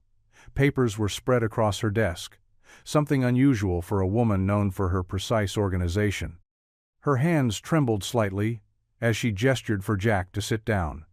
"I hoped I would never have to have this conversation, Jack," Margaret said, her voice carrying none of its usual warmth. She wouldn't meet his eyes. Jack's stomach tightened. "Is everything all right, Mrs. Wexler? Is Emily okay?" "Emily is fine," Margaret replied, picking up a sheet of paper with careful fingers. "But I'm afraid we have a serious matter to discuss." She slid the paper across the desk. Jack leaned forward to look at it. A bank statement. His eyes widened as he saw his name at the top, along with transaction details he didn't recognize. "These are withdrawals made from the Children's Hospital Charity Fund," Margaret explained, her voice growing harder. "Matched exactly to deposits in your personal account." Jack's heart stopped. "That's impossible," he said, picking up the paper. I would never." "The evidence is quite clear," Margaret cut in. She pulled out another document. "Here are photos of you at the ATM on these exact dates and times." Jack stared at grainy security camera photos. While they showed him at an ATM, He knew he'd never made those transactions. "Mrs. Wexler, these must be doctored. I swear to you, I haven't touched a penny of that money." "I trusted you, Jack." Margaret's voice cracked slightly. "More importantly, Emily trusted you. Do you know what this will do to her?" "Please," Jack said, leaning forward. "This isn't what it looks like. Someone set this up. The dates on these photos, I was picking Emily up from ballet on at least 2 of them. You can check the logbooks." Margaret's face softened for just a moment before hardening again. "The timing allows for both. You could have stopped at the ATM on the way." "Call the bank," Jack insisted. "Check the security footage. Something's not right here." "I've already spoken with the bank manager," Margaret replied. "The transactions are legitimate from your account." Jack ran a hand through his hair, his mind racing. "Mrs. Wexler, Margaret, you know me. You know I would never steal from sick children, from Emily's charity project. Please." For a moment, silence filled the room. The grandfather clock ticked loudly, marking each heavy second. "I thought I knew you," Margaret said quietly. "I thought I'd finally found someone who could be trusted with Emily's well-being. Someone who understood what really matters." "You have," Jack said earnestly. "Think about everything we've done together. The fair, the community projects. I've never asked for anything except to help." Margaret stood up slowly, walking to the window. Her reflection showed pain etched across her face. "Perhaps that was part of the plan all along. Gain our trust. Become indispensable." "No," Jack said firmly, standing up. "Mrs. Wexler, someone is trying to frame me. Think about who might want me gone. Who might have access to bank records, to security footage?" Margaret turned sharply. "Are you suggesting someone in this family would do such a thing?" Jack chose his next words carefully. "I'm suggesting that someone doesn't want me here. Someone who's made that very clear." "Enough," Margaret said, raising a hand. "I can't listen to accusations without proof. Not when I'm holding evidence in my hands." "Manufactured evidence," Jack insisted. "Please, give me time to prove it." Margaret returned to her desk, sinking into her chair. She suddenly looked every one of her years, the weight of disappointment visible in her shoulders. "I'm sorry, Jack. Until this matter is resolved, I have to ask you not to return to the estate." Jack felt like he'd been punched in the gut. "What about Emily?" "We'll arrange for another driver," Margaret said, not meeting his eyes. "Someone will bring your final paycheck to your home." "This isn't about the money," Jack said, his voice hoarse. "Emily needs consistency. She needs people she can trust." "Yes," Margaret agreed quietly. "She does. That's why you need to leave. Now." Jack stood there for a long moment, his mind spinning. Everything he'd built over these months, the trust, the relationships, the sense of family, was crumbling around him based on lies. "I'll go," he said finally. "But please, before you tell Emily anything, look deeper into those records. Something isn't right, and I think you know it." Margaret didn't respond, just stared down at the papers on her desk. Jack turned and walked to the door, his footsteps echoing in the quiet room. As he reached for the handle, Margaret spoke one last time. "I wanted to believe in you, Jack. More than you know." Jack paused, his hand on the doorknob. "I've never given you reason not to, Mrs. Wexler. I hope you'll remember that." He stepped out into the hallway, closing the door quietly behind him. As he walked through the grand house toward the front entrance, he passed the wall where Emily's charity fair photos hung. Her smile beamed out at him, full of trust and joy. Jack's chest ached as he pushed open the heavy front door and stepped out into the afternoon sun. He had no idea how he would tell Sam or how they would manage without this income. But worse than all of that was knowing that somewhere in this massive house, Emily would soon learn that another adult in her life had seemingly betrayed her trust. The windshield wipers squeaked back and forth, clearing away a light drizzle as Jack steered his car down the long driveway of the Wexler estate. His knuckles were white against the steering wheel. In the rearview mirror, he could see Emily's small frame shaking with sobs in the back seat. "It's not fair. Emily choked out between tears. "You didn't do anything wrong." Jack's throat felt tight. "Sometimes life isn't fair, sweetheart. But the truth always comes out in the end." Emily's crying grew louder. She clutched her stuffed rabbit, the same one she'd had that rainy night at the bus stop, pressing it against her face to muffle her sobs. Through the mansion's windows, Jack could see Margaret's silhouette watching them leave. Her normally straight posture seemed slightly bent, as if carrying a heavy weight. She raised one hand, then let it fall back to her side. "Grandmother, please!" Emily had jumped out of the car and was running back toward the house, her shoes splashing through puddles. "Please don't make Jack go!" Margaret appeared in the doorway, her face drawn with worry and uncertainty. "Emily dear, come inside. We need time to sort this out." "But he didn't steal anything. You know he wouldn't." Emily's voice cracked. "He teaches me about helping people, about being kind. He fixed my bike and helped me with the charity booth and—" "Emily." Margaret's voice was gentle but firm. "Sometimes adults need time to think things through carefully. Come inside now. You'll catch cold." Jack stepped out of the car, rain dampening his shirt. "Emily, it's okay. Your grandmother's right. She needs time to look into everything." He knelt down to Emily's level, not caring that his knee was getting wet on the driveway. "Remember what we talked about? About doing the right thing, even when it's hard?" Emily nodded, tears still streaming down her face. "Well, right now, the right thing is to be patient and trust that the truth will show itself." He managed a small smile. "I'll always care about you, kiddo. That won't change, no matter what happens." Emily threw her arms around his neck, nearly knocking him over. "Promise?" "Promise." Jack hugged her back, then gently pulled away. "Now, go on inside with your grandmother." Margaret's eyes met Jack's for a moment. There was something there, doubt, perhaps, or regret. But she said nothing as she guided Emily inside. Jack sat in his car for a long moment, watching the heavy wooden door close behind them. The rain was falling harder now, drumming against the roof of his car. He thought about the last few months, teaching Emily to change a tire, watching her and Sam work on homework together, seeing her proud smile when they counted the charity money from the street fair. How had it all gone so wrong? The drive home felt longer than usual. The streets were gray and empty, matching his mood. He pulled into his driveway, noticing how small and plain his house looked after spending so much time at the Wexler estate, but it was home, honest and true, like everything else in his life had been.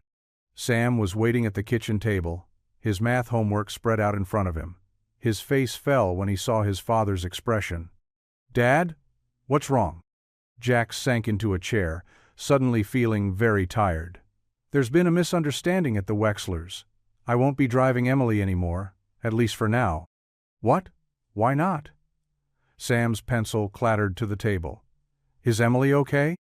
"She's upset, but she'll be all right." Jack ran a hand through his hair. Someone made it look like I took money from her charity booth. Her grandmother needs time to figure out what really happened." "But that's crazy. You would never steal anything." Sam's voice rose with indignation. "We have to tell them. They'll figure it out, son." Jack tried to sound more confident than he felt. "Sometimes all we can do is wait and trust that the truth will come out." Sam got up and started pulling pots and pans from the cupboard. "I'll make dinner tonight, Dad. Grilled cheese okay?" Jack felt a surge of love for his son, so young, but already knowing exactly what his father needed. "That sounds perfect, buddy." They ate their sandwiches in unusual silence, broken only by the soft patter of rain against the windows. The empty chair where Emily sometimes sat during their impromptu family dinners seemed to mock them. Sam pushed his crusts around his plate, lost in thought. The quiet wasn't just the absence of noise, it was the absence of Emily's laugh, her endless questions, her excited chatter about school or ballet or whatever new thing she'd learned that day. Even after such a short time, she'd become such a part of their lives that her absence felt like a physical thing, heavy and real in the air between them. Jack looked at the refrigerator. where Emily's drawing of the three of them holding hands was still stuck with a magnet. In the simple crayon lines, he could see all the hope and trust she'd placed in him. He'd promised to protect her happiness, and now he felt like he'd failed her. Sam followed his father's gaze to the drawing. "She'll be back, Dad. She needs us too much to stay away." Jack nodded, unable to speak past the lump in his throat. Outside, the rain continued to fall, washing away the last traces of sunshine from what had started as such a promising day. Jack sat at his kitchen table, staring at the untouched cup of coffee in front of him. The morning sun cast long shadows through the window, but he barely noticed. His phone rang, breaking the silence. Margaret Wexler's name flashed on the screen. His hand trembled slightly as he answered. "Hello? Jack?" Margaret's voice sounded tired, strained. I need to tell you something about Emily." He sat up straighter, his heart racing. "Is she okay?" "No, she's not." Margaret's usual composure cracked. "She hasn't eaten since yesterday morning. She's refusing to attend her lessons. When the tutor arrived, she locked herself in her room." Jack closed his eyes, his chest tight with worry. "I'm so sorry to hear that." "She keeps asking for you," Margaret continued. "She won't believe what we found. She says you'd never steal." "Mrs. Wexler, Jack started, but she cut him off. "I'm not calling to discuss that. I don't know what to do. The doctor says she's physically fine, but emotionally." Her voice trailed off. Jack ran a hand through his hair, thinking of Emily's bright smile, now replaced by tears. "Maybe it's best if I stay away completely. I don't want to cause any more trouble for your family." "That's what Vanessa says too," Margaret replied, her tone uncertain. "But I've never seen Emily like this. Not even when her father left." The mention of Emily's father made Jack's heart ache even more. He thought of his own son, Sam, and how devastated he'd be if suddenly separated from someone he trusted. "Mrs. Wexler, please tell Emily." He paused, choosing his words carefully. "Tell her that sometimes grown-ups make mistakes, but that doesn't mean they stop caring." There was a long silence on the other end. "I will," Margaret finally said, her voice barely above a whisper. After hanging up, Jack sat motionless, feeling completely helpless. The garage would open in an hour, but he couldn't focus on work. Images of Emily kept flooding his mind.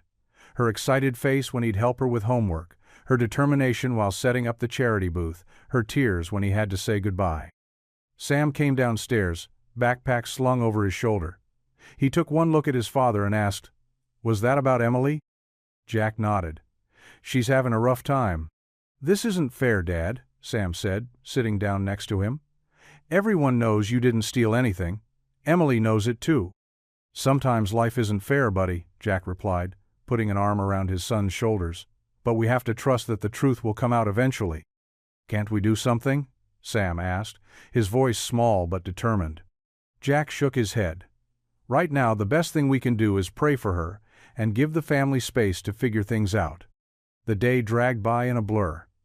Jack went through the motions at work, fixing cars and talking to customers, but his mind kept wandering to the Wexler estate. He wondered if Emily had eaten anything yet, if she'd come out of her room, if she was still crying. During his lunch break, he found himself parked near Emily's favorite ice cream shop, remembering how she'd always order strawberry with extra sprinkles. The simple memory nearly broke him.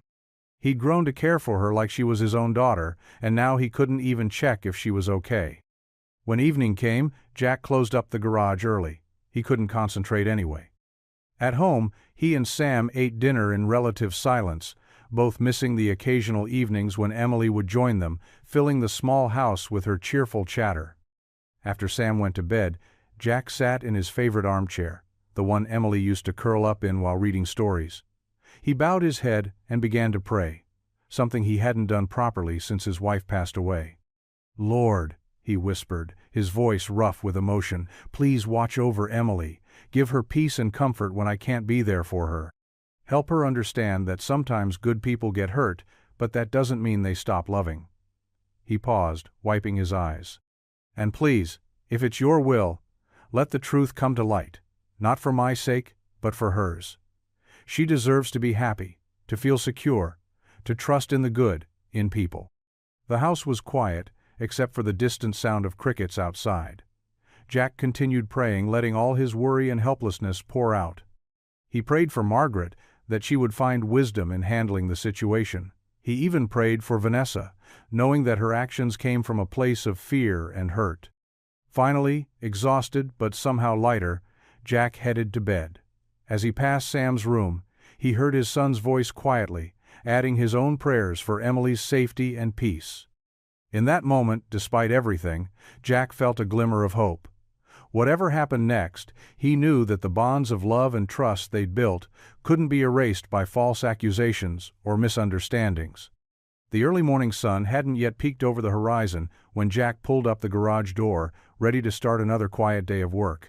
The familiar smell of motor oil and metal gave him some comfort, though his heart still ached from everything that had happened. He'd barely slept these past few days, worried about Emily. The sound of running footsteps broke through the dawn silence. Then came the frantic knocking, desperate, urgent pounds against the side door of the garage. Jack's heart jumped. He rushed to open it, and there stood Emily, completely drenched from the morning drizzle. Her private school uniform was muddy at the knees, and her usually neat hair was windblown and wet. She clutched a manila folder to her chest, protecting it from the rain with her body. "Emily!" Jack exclaimed, immediately pulling her inside. "What are you doing here? How did you—" "I ran away," she said between heavy breaths. "I had to show you something important." Her hands trembled as she held out the folder. "It proves everything, Jack. It proves Mom lied." Jack quickly grabbed a clean shop towel from his workbench and wrapped it around her shoulders. "You're freezing. Let me call your grandmother." "No." Emily grabbed his arm. "Please. You have to look first. Please." Her eyes were red from crying, but there was determination in them too. Jack knelt down to her level, just like he had that first rainy night at the bus stop. "Okay, sweetheart, show me." Emily opened the folder with shaking hands.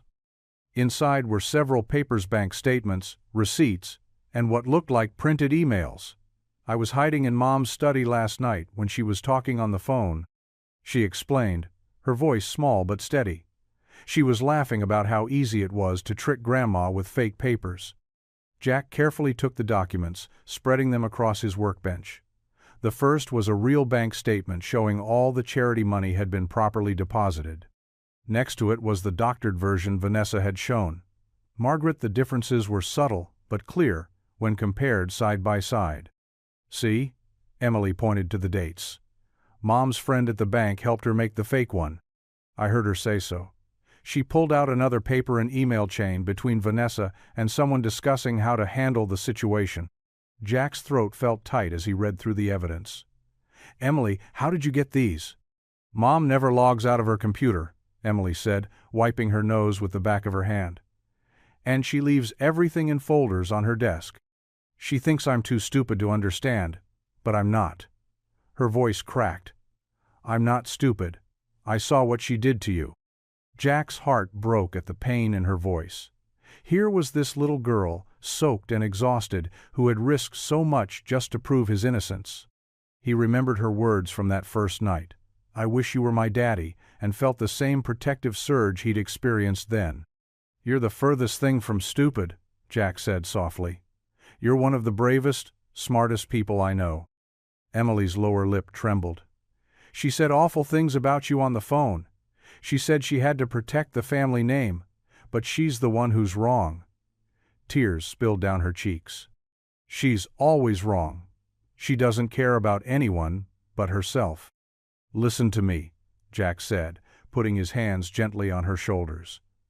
"What your mother did wasn't right, but she's still your mother. Sometimes, grown-ups make terrible mistakes because they're scared or hurt. But it's not fair," Emily burst out. "She hurt you and Sam too.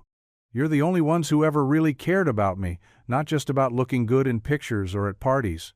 She was crying harder now, years of hurt pouring out. "You taught me how to fix my own bike, and you listen when I talk, and you never make me feel bad for asking questions. Why couldn't she be more like you? Jack couldn't hold back anymore. He pulled Emily into a tight hug, feeling her small body shake with sobs against his shoulder. She clutched at his work shirt, holding on, like she was afraid he'd disappear. "You're safe now," he whispered, his own voice rough with emotion. "I've got you, sweetheart. You're safe." They stayed like that for several long moments, the early morning light slowly filling the garage. Emily's sobs gradually quieted to hiccups, but she didn't let go of Jack's shirt. "We need to call your grandmother," Jack said gently, still holding her. "She must be worried sick." Emily nodded against his shoulder but didn't move. "Will you come with me? To show her everything?" "Of course I will," Jack assured her. "We'll figure this out together." Emily finally pulled back slightly, looking up at him with red-rimmed eyes but a glimmer of hope. "Promise?" "I promise," Jack said firmly, giving her shoulders a gentle squeeze. "No more running away though, okay? You scared me half to death." A tiny smile tugged at Emily's lips, the first he'd seen in days. "Sorry, but I had to be brave, like you taught me." Jack shook his head, amazed at this remarkable child who had burst into his life on another rainy night not so long ago. "You're already the bravest person I know," he said, and meant it with all his heart. Emily leaned into his side as he reached for the garage phone, still clutching her folder of evidence. She was wet, tired, and probably in a world of trouble, but she felt safer than she had in days. Jack's arm around her shoulders told her everything would be okay now, and for the first time in her life she completely believed it. Jack's old pickup truck rumbled through the quiet morning streets, windshield wipers fighting against the steady drizzle. Emily sat in the passenger seat, hugging the folder to her chest like a shield. Her clothes were still damp from her run to the garage, and Jack had wrapped his work jacket around her shoulders. "You sure about this, kiddo?" Jack asked softly, glancing at her as they approached the iron gates of the Wexler estate.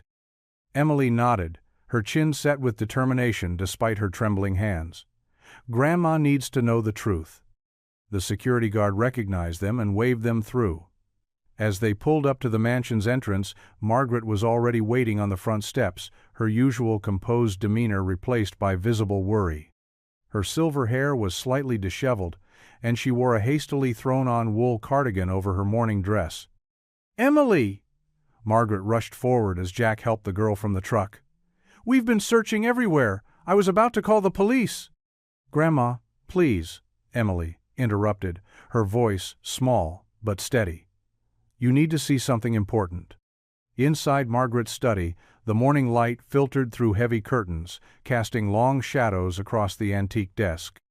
Emily's wet shoes left small puddles on the expensive carpet, but for once, no one seemed to care about proper etiquette. Jack stood awkwardly by the door, unsure of his place in this family moment, but Emily grabbed his hand and pulled him closer. "Jack needs to be here too," she insisted. Margaret settled into her leather chair, adjusting her reading glasses as Emily spread the contents of the folder across the desk. There were printed emails, bank statements, and even photographs, all carefully collected by a child who'd been forced to grow up too fast. "I found these in Mom's study," Emily explained, her voice gaining strength. "She left her computer open last night. Look at this email," she told her friend how she was going to make Jack look bad. Margaret's hands shook slightly as she picked up the first document. It was an email chain between Vanessa and someone named Derek, discussing how to doctor the charity fair's financial records. The timestamps matched perfectly with the days leading up to Jack's dismissal. "And here," Emily continued, pointing to another paper, "she hired someone to spray paint Jack's garage. She wanted everyone to think he was bad." Jack's heart ached as he watched Emily present her case like a tiny lawyer, defending someone she believed in. Her faith in him had driven her to risk getting in trouble, to run through the rain, to stand up to the adults in her life. Margaret's face grew paler with each revelation. She examined bank transfers that proved Vanessa had orchestrated the whole scheme, down to paying cash to create false witnesses against Jack. She was jealous, Emily said quietly, tears finally breaking through her brave facade. She said Jack was taking her place, that everyone liked him better, but she never even tries to be here. "She doesn't come to my recitals or help with homework or," Just talk to me like Jack does."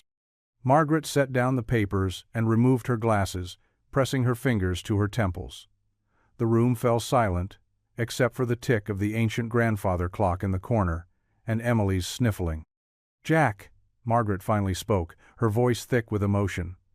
"I owe you an apology the size of that city block." She stood up, her shoulders straight despite the weight of her mistake.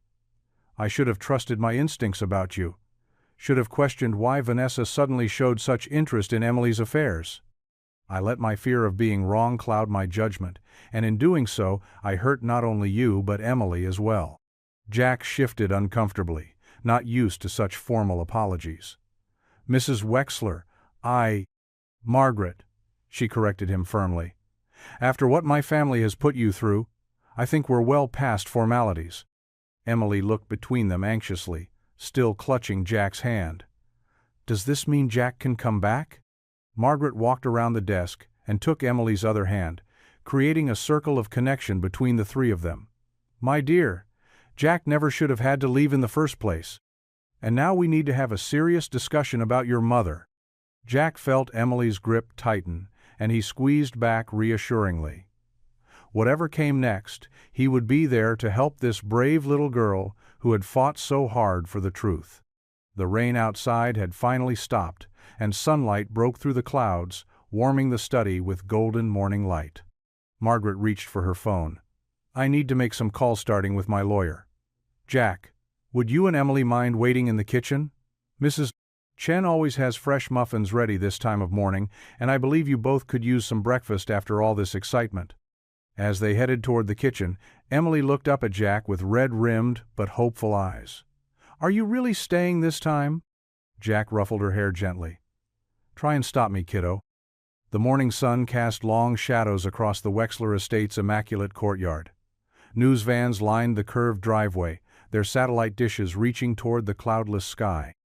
Reporters and cameramen huddled near a hastily assembled podium, their equipment creating a forest of microphones and lenses.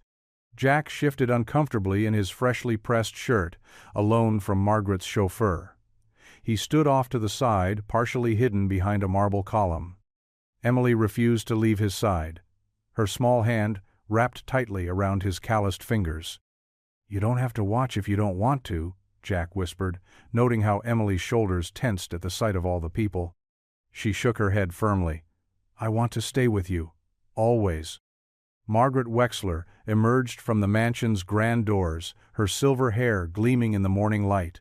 She walked with purpose, her spine straight and head held high. The whispers among the reporters died down as she approached the podium, adjusting the microphone with practiced ease. "Good morning," she began, her voice clear and strong. "I've called this press conference to address recent events concerning the Wexler family and to right a terrible wrong." Camera shutters clicked rapidly as Margaret paused, her eyes finding Jack in his hiding spot. She gave him a small, encouraging nod. "Last week, accusations were made against Jack Harmon, a man who has served our family with unwavering dedication and integrity. These accusations were false, deliberately fabricated to discredit a good man who has shown nothing but kindness to my granddaughter Emily." Jack felt Emily's grip tighten. He squeezed back gently, offering silent support. "Mr. Harmon first came into our lives on a rainy night when he found Emily alone at a bus stop. Instead of simply driving by, he stopped. Instead of calling authorities and washing his hands of the situation, he made sure she was warm, fed, and safe." Margaret's voice softened with emotion. That single act of kindness revealed more about his character than any background check ever could. The reporters scribbled frantically in their notepads. A few cameras swung toward Jack's position, but he stayed in the shadow of the column, focusing on Emily's steady presence beside him. "Unfortunately," Margaret continued, her tone hardening slightly, "there are those who saw his genuine care for Emily as a threat. My daughter, Vanessa Wexler, orchestrated a campaign to discredit Mr. Harmon, including falsified financial documents and deliberate sabotage." A collective gasp rippled through the crowd. Jack noticed several reporters reaching for their phones, likely calling in this unexpected development to their editors. Vanessa will be taking an indefinite leave from her positions within the Wexler companies to seek professional help. While I love my daughter deeply, I cannot and will not allow her actions to destroy the reputation of an innocent man or harm the emotional well-being of my granddaughter. Emily tugged at Jack's hand. "Grandmother's fixing everything," she whispered, hope blooming in her voice. Margaret squared her shoulders, her next words ringing with authority. "As of today, I am not only reinstating Jack Harmon to his position, but expanding his role within our family organization. His integrity, compassion, and dedication to Emily's welfare have proven him to be exactly the kind of person we need in our lives." The reporters erupted with questions, their voices overlapping in a cacophony of curiosity. Margaret raised her hand for silence. "Mr. Harmon's first project will be establishing a community youth program in conjunction with his automotive repair business. This program will teach valuable life skills to local children, continuing the legacy of kindness that brought him into our lives." Jack blinked rapidly, fighting back unexpected tears. He hadn't known about this part of Margaret's announcement. "But most importantly," Margaret's voice softened again, "I want to publicly thank Jack Harmon. Thank you for showing my granddaughter what true caring looks like. Thank you for standing firm in your principles even when faced with adversity. And thank you for being the kind of person who stops on a rainy night to help a scared little girl." Emily couldn't contain herself any longer. She pulled Jack toward the podium, her face beaming with pride. The cameras swiveled to capture their approach, flashes popping like summer lightning. Margaret stepped aside, making room for them both. Emily waved to the cameras, her other hand still firmly clasped in Jack's. The sight of their joined hands, his weathered and work-worn, hers small and trusting, seemed to capture the assembled press's attention more than any prepared statement could. The applause started slowly, beginning with a few reporters in the front row. It spread quickly, growing into a wave of approval that echoed across the courtyard. Even the usually stoic security staff joined in, their usual professional reserve cracking into genuine smiles. Emily bounced on her toes, grinning up at Jack with pure joy. The morning sun caught her hair, creating a golden halo that reminded Jack of angels. In that moment, surrounded by applause and wrapped in the warmth of acceptance, he saw not just Emily's happiness, but a future full of possibilities. The clapping continued, punctuated by calls for photos and questions from the press. But for Jack, the world had narrowed to the feeling of Emily's small hand in his, and the knowledge that sometimes the simplest act of kindness could change everything. The late afternoon sun streamed through the tall windows of Margaret's study, casting long shadows across the antique Persian rug. Jack sat in one of the leather chairs, still processing the events of the morning's press conference. His name had been cleared, but something in Margaret's expression told him there was more to discuss. Margaret paced slowly near the fireplace, her elegant posture unchanged despite the emotional day. She stopped and turned to face Jack, her eyes softer than he'd ever seen them. "Jack," she began, her voice warm but serious, "what you've done for Emily goes far beyond any job description. You've given her something I failed to give my own daughter, a sense of real family, of being truly loved for who she is, not what she represents."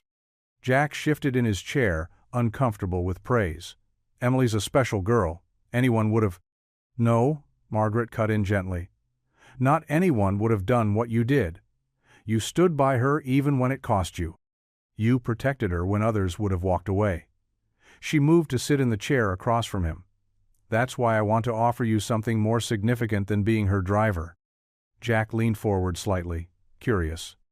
"I'd like you to share legal guardianship of Emily with me," Margaret said carefully, watching his reaction. "Equal responsibility, equal say in her upbringing." The grandfather clock in the corner ticked loudly in the silence that followed. Jack's mouth opened, but no words came out. "I know it's overwhelming," Margaret continued, "but Emily needs both of us. She needs your grounding influence, your understanding of the real world. And Sam." She smiled. "Well, those two have become inseparable, haven't they?" Jack found his voice. "Margaret, I I don't know what to say. This is—" he ran a hand through his hair. "Are you sure? I mean, I'm just a mechanic." "You're not just anything, Jack Harmon," Margaret said firmly. "You're the man who saved my granddaughter twice, once from the rain and once from becoming like her mother." She reached across and patted his hand. "Think about it. Talk it over with Sam." As if on cue, laughter echoed from the hallway. The study door burst open as Emily and Sam tumbled in, still wearing their clothes from the press conference. "Grandma, can Sam stay for dinner?" Emily asked, then stopped short, noticing the serious atmosphere. "What's wrong?" Margaret smiled. "Nothing's wrong, dear. In fact, I was just asking your friend Jack here if he'd like to be more than just your driver." Emily's eyes widened. "What do you mean?" Jack cleared his throat. "Well, your grandmother has asked if I'd like to help take care of you, officially, like a—" he hesitated. "Like a dad?" Emily whispered, hope lighting up her face. Sam stepped closer to his father, curious but cautious. "Dad? What does that mean exactly?" Jack turned to his son. "It means we'd be spending a lot more time here. It means Emily would be like—" he glanced at Margaret, who nodded encouragingly. "Like family." Sam's face broke into a huge grin. "Like a sister?" Emily bounced on her toes. "Really? Really, really?" Jack looked at their excited faces, then back to Margaret. The doubt that had initially flooded him began to fade. He thought of his late wife, how she always said everything happens for a reason. Maybe this was why he'd driven past that bus stop on that rainy night. "If you're all sure about this," Jack said slowly, "then yes, I'd be honored." Emily let out a squeal of delight and launched herself at Jack, nearly knocking him out of his chair. Sam joined the hug, laughing as they all almost toppled over. Margaret watched, dabbing at her eyes with a handkerchief. "Well, I'd say that's settled then. We'll have the lawyers draw up the paperwork tomorrow." Emily pulled back, her face serious for a moment. "But I can still come to the garage sometimes, right? And Sam can still teach me about engines?" Jack chuckled. "Of course, that's what family does. We share our lives with each other." "And you'll still fix my bike when it breaks?" Emily asked. "I'll teach you how to fix it yourself," Jack promised. Sam grinned. "Yeah, and you can help us in the garage on weekends. Dad's the best teacher." Margaret stood up, smoothing her skirt. "Speaking of sharing lives, I believe we should celebrate. How about pizza? From that little place you two are always talking about?" "Tony's?" Emily and Sam said in unison, then burst into giggles. "The very one," Margaret said, reaching for her phone, "though I've never actually had pizza delivered to the estate before." Jack laughed. "First time for everything, right?" As Margaret placed the order, Jack watched Emily and Sam chattering excitedly about all the things they could do together now. His heart felt full, in a way it hadn't since before his wife passed away. Emily suddenly grew quiet and approached Jack, her expression serious. "Jack, is it okay if sometimes I call you Dad? Not all the time, but maybe sometimes?" Jack felt his throat tighten with emotion. He pulled her into another hug. "Whenever you want to, sweetheart. Whenever you're ready." Emily reached out and grabbed Sam's hand, pulling him into the hug, too. "We're a real family now," she declared, her voice muffled against Jack's shirt. The autumn breeze rustled through the trees lining Main Street as Jack stood in front of the empty storefront. His weathered hands were tucked into the pockets of his work jacket, and his eyes traced the faded lettering on the dusty windows. The space had been vacant for years, a relic of better economic times, but now it held the promise of something new. Sam stood beside him, his 11-year-old face bright with excitement. "It's huge, Dad!" he exclaimed, pressing his nose against the grimy glass. Emily bounced on her toes next to him, her blonde ponytail swinging with energy. "It sure is, buddy." Jack pulled out an old brass key from his pocket, the metal warm from being held tight in his palm all morning. Margaret had handed it to him just yesterday, along with a thick folder of renovation plans and permits. The lock clicked open with a satisfying clunk. The door creaked as Jack pushed it wide, revealing a cavernous space filled with dust motes dancing in the streams of sunlight. The concrete floor was solid but stained, and exposed brick walls showed patches where old shelving had once hung. Metal support beams stretched up to a high ceiling where industrial fans hung motionless. "It's perfect," Jack whispered, his voice catching slightly. This was more than just a building, it was a dream he'd carried since his own father had taught him his first repair in their home garage decades ago. Emily tugged at his sleeve. "Can we go in?" Her eyes were wide with wonder, and Jack couldn't help but smile at her enthusiasm. "Of course, sweetheart. Just watch your step, there's some debris around." The three of them ventured inside. Sam immediately ran to the back wall, where large garage doors would soon be installed. "We can work on cars here," he called out, his voice echoing in the empty space. Margaret's heels clicked on the concrete as she joined them, elegant as always in her tailored suit. "The contractor will be here tomorrow to start the renovations," she said, pulling out a set of blueprints. "I hope you don't mind, but I took the liberty of having some preliminary designs drawn up." Jack unrolled the papers on a dusty workbench someone had left behind. His breath caught as he saw what Margaret had envisioned. The space was divided into distinct areas: a professional garage with multiple bays, a classroom setup with workbenches for teaching, and even a small office area. "Margaret, this is—" Jack shook his head, overwhelmed. "This is more than I ever imagined." She squeezed his arm gently. "You've given Emily something priceless, a father figure who shows her the value of hard work and kindness. This is the least I can do in return." Emily wrapped her arms around Margaret's waist. "Can I learn to fix things too, Grandma?" "Of course, dear," Margaret laughed. "That's exactly what this place is for."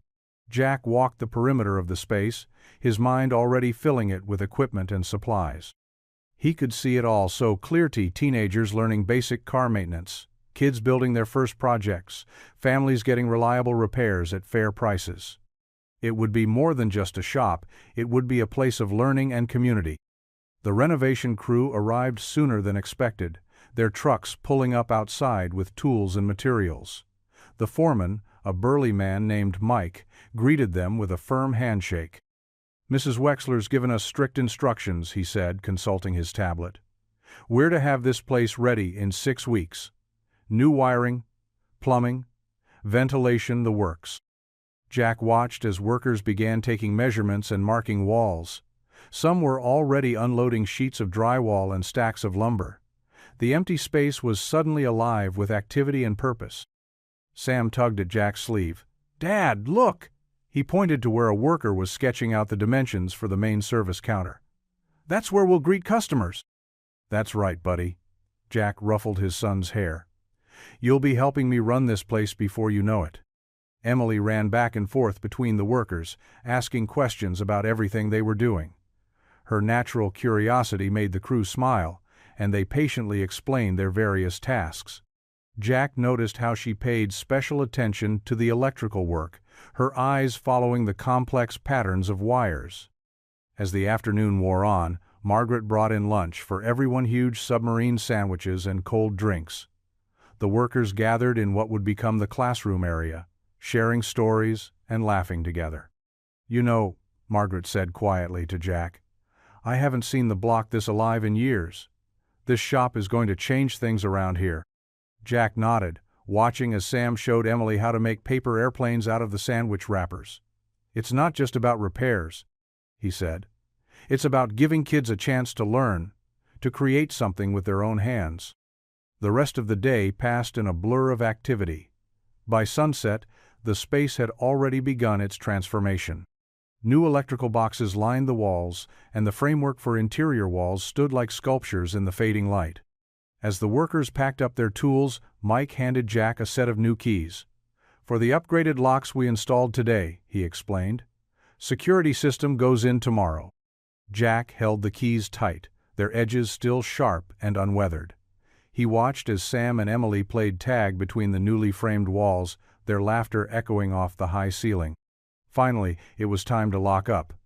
The kids bounded out to Margaret's waiting car, but Jack lingered for a moment at the door. Above him, workers had just finished mounting the temporary sign that would soon be replaced by proper neon. "Harmon, Son's Community Repair Shop." His fingers traced the words before he turned the key in the lock. The click echoed with finality, and Jack smiled, patting the door frame gently.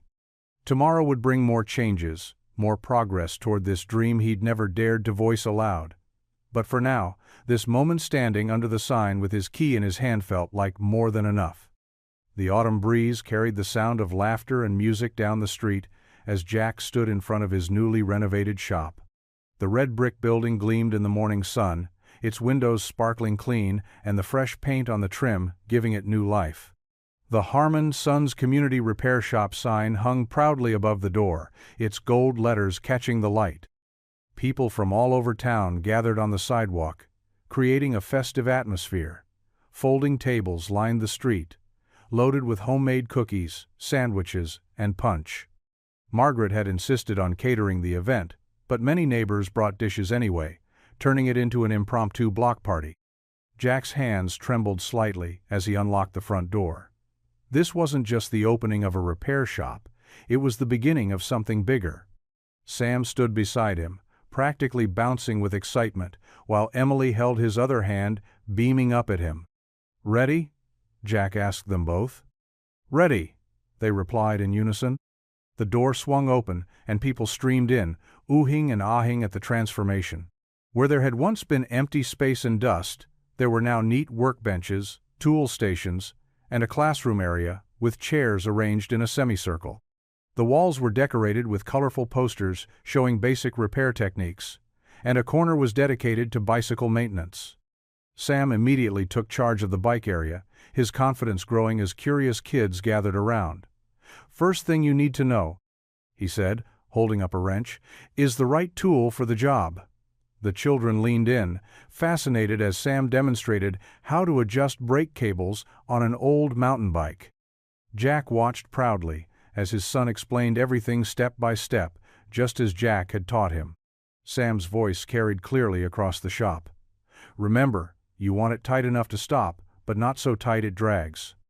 Emily, meanwhile, had set up her own station near the front window. She'd convinced Margaret to let her organize an art corner where kids could design signs for the shop's walls. Paint bottles, brushes, and poster board covered a long table, and soon the area was filled with laughing children, creating colorful masterpieces. "Look, Mr. Harmon," a little girl called out, holding up her painting of a smiling wrench. "Can we hang it up?" "Of course we can," Jack replied, already reaching for the tape. "That's going right where everyone can see it." Throughout the morning, elderly residents from the neighborhood brought in small appliances needing repair. Jack sat at his main workbench, surrounded by toasters, coffee makers, and table lamps. He worked steadily, explaining what he was doing to anyone who showed interest. Mrs. Martinez watched in amazement as Jack fixed her ancient mixer, the one she'd received as a wedding gift 40 years ago. "How much do I owe you?" she asked, reaching for her purse. "Not a penny," Jack said, smiling. "That's what we're here for. Just promise you'll make those famous snickerdoodles of yours for our next community gathering." Tears welled up in Mrs. Martinez's eyes as she hugged him. "You're a blessing to this neighborhood, Jack Harmon." The morning turned to afternoon, and still people came. Margaret sat in a comfortable chair by the door, greeting everyone who entered. She looked more relaxed than Jack had ever seen her, chatting easily with folks from all walks of life. Around 3 o'clock, Emily disappeared into the back room. Jack noticed but was too busy helping an elderly gentleman with his radio to investigate. Sam caught his eye and grinned mysteriously, clearly in on whatever Emily was planning. A few minutes later, Emily emerged carrying something wrapped in cloth. She cleared her throat loudly, and the shop gradually fell quiet. "Can I have everyone's attention, please?" she called out, her voice clear and confident. Jack set down his screwdriver and turned to face her. Emily's cheeks were pink with excitement as she continued. "When I first met Jack, I was lost and scared. But he didn't just help me that night. He showed me what it means to really care about people." She unwrapped the cloth, revealing a wooden plaque with carefully painted letters. Jack's vision blurred with tears as he read the words, "For the man who fixed more than just broken things." Colorful banners fluttered in the crisp October breeze as crowds filled the Wexler block for the autumn fair. The street had transformed since that rainy night months ago, now alive with the warmth of community and connection. Children darted between game booths, while parents chatted with neighbors they'd never known before. Jack brought everyone together. Jack stood near his repair shop, watching Sam demonstrate bike maintenance to a group of eager kids. His son had grown so much these past months, not just in height but in confidence. The sight of Sam patiently explaining how to oil a chain made Jack's chest swell with pride. "Ready for the ceremony?" Emily appeared at his side, wearing a blue dress that matched the autumn sky. Her stuffed rabbit, now sporting a fresh patch Jack had sewn on its ear, was tucked safely under her arm. "Almost," Jack replied, adjusting his tie. He still wasn't used to wearing one, but Margaret had insisted this was a special occasion. "Where's your grandmother?" "Making sure everything's perfect, as usual." Emily giggled, pointing toward the bus stop where Margaret directed workers in positioning chairs just so. The installation was hidden under a velvet cloth, building anticipation among the growing crowd. They walked together down the block, passing the various improvements Jack had helped implement over the past weeks. The old bookstore had a fresh coat of paint, and the bakery's new awning cast welcoming shade over outdoor tables. Even the cracked sidewalks had been repaired, making the whole street feel renewed. "Look!" Emily tugged his sleeve, pointing to a group of her classmates running a lemonade stand. "They're raising money for the children's hospital, just like we did." Jack smiled, remembering how that first charity booth had started a chain reaction of giving throughout the neighborhood. "You inspired them, kiddo." They reached the bus stop, where plastic chairs had been arranged in neat rows. The spot looked different now, cleaned up, with fresh landscaping and new benches, but Jack could still picture that rainy night when he'd first seen a small figure huddled there alone. Margaret waved them over, elegant as always in her cream-colored suit. "There you are." The photographer from the local paper just arrived. She straightened Jack's tie with grandmotherly affection. "Now remember, no crying during the speech." "No promises," Jack said with a chuckle, though his throat was already feeling tight. More people gathered as the ceremony's start time approached. Sam joined them, wiping grease from his hands with a rag. The mayor arrived, along with several prominent community members who had supported Jack's youth program. Even Mrs. Chen from the Chinese restaurant brought a tray of her famous dumplings for after. At exactly noon, Margaret stepped up to the small podium. The crowd fell quiet, save for the rustle of autumn leaves dancing across the pavement. "Many of you know the story," she began, her voice clear and strong despite her age. "On a rainy night not so long ago, a man driving home from work saw a little girl alone at this very bus stop. He could have driven past, many probably did, but Jack Harmon stopped." Emily squeezed Jack's hand as Margaret continued. "That simple act of kindness did more than just help one child. It reminded our whole community what it means to truly care for each other. Since that night, I've watched this block transform. Not just the buildings and businesses, but the hearts of the people who live and work here." Margaret gestured to the covered installation. "Today, we dedicate this plaque not just to commemorate that night, but to inspire future acts of kindness that can change lives." Two workers carefully removed the velvet cloth, revealing a bronze plaque mounted on a stone pedestal. Sunlight caught the engraved words, "In honor of kindness that changes lives." Applause broke out as Margaret stepped back, dabbing at her eyes with a handkerchief. Emily bounced on her toes, beaming up at Jack with pure joy. He tried to maintain his composure, but the emotion of the moment caught in his throat. The mayor said a few words about community spirit, but Jack barely heard them. His mind was filled with memories. Emily's first whispered words in the diner, Sam teaching her to ride a bike, family dinners that grew to include Margaret, the day the repair shop opened, and countless small moments that had woven them all together into something precious and real. As the ceremony concluded and people began to mingle, Jack found himself standing before the plaque. The bronze surface reflected the afternoon sun, making the words shimmer. Emily's small hand found his again, holding tight. "Are you crying, Jack?" she asked softly. He wiped his eyes with his free hand, not bothering to deny it. "Happy tears, sweetheart." "Me too," she whispered, leaning against his side. They stood there together, watching the fair continue around them. Children played tag between the booths. Elderly neighbors shared stories on the new benches, and Sam's voice carried over from the repair shop where he was still teaching. The whole scene was alive with the kind of warmth that only comes from a community that truly cares for its own.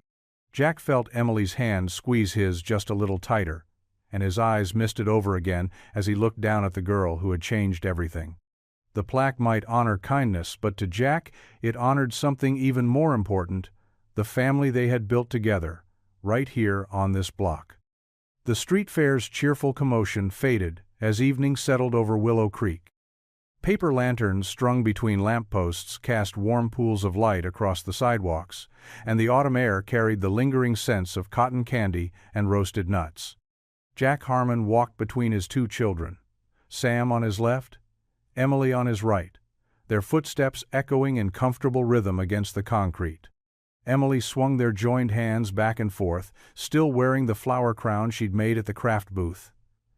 "This was the best fair ever," she declared, her voice carrying that special kind of happiness that only comes after a perfect day. "Even better than the last one?" Sam asked, grinning at her from Jack's other side. His face was painted like a tiger's, though the orange and black stripes had started to smudge from a long day of helping younger kids at the repair shop demonstration. "Way better," Emily nodded firmly, "because this time we're really family." Jack squeezed both their hands, his heart full. The shop windows glowed invitingly as they passed, the bakery with its fresh bread cooling on racks, the bookstore where Emily now had her own reading nook, the antique store whose owner always saved special trinkets for Sam to try fixing. Each storefront held memories from the past few months, little moments that had woven them together more tightly than any legal document could. As they approached the bus stop, Emily suddenly slowed her steps. The new bronze plaque caught the streetlight, its polished surface gleaming.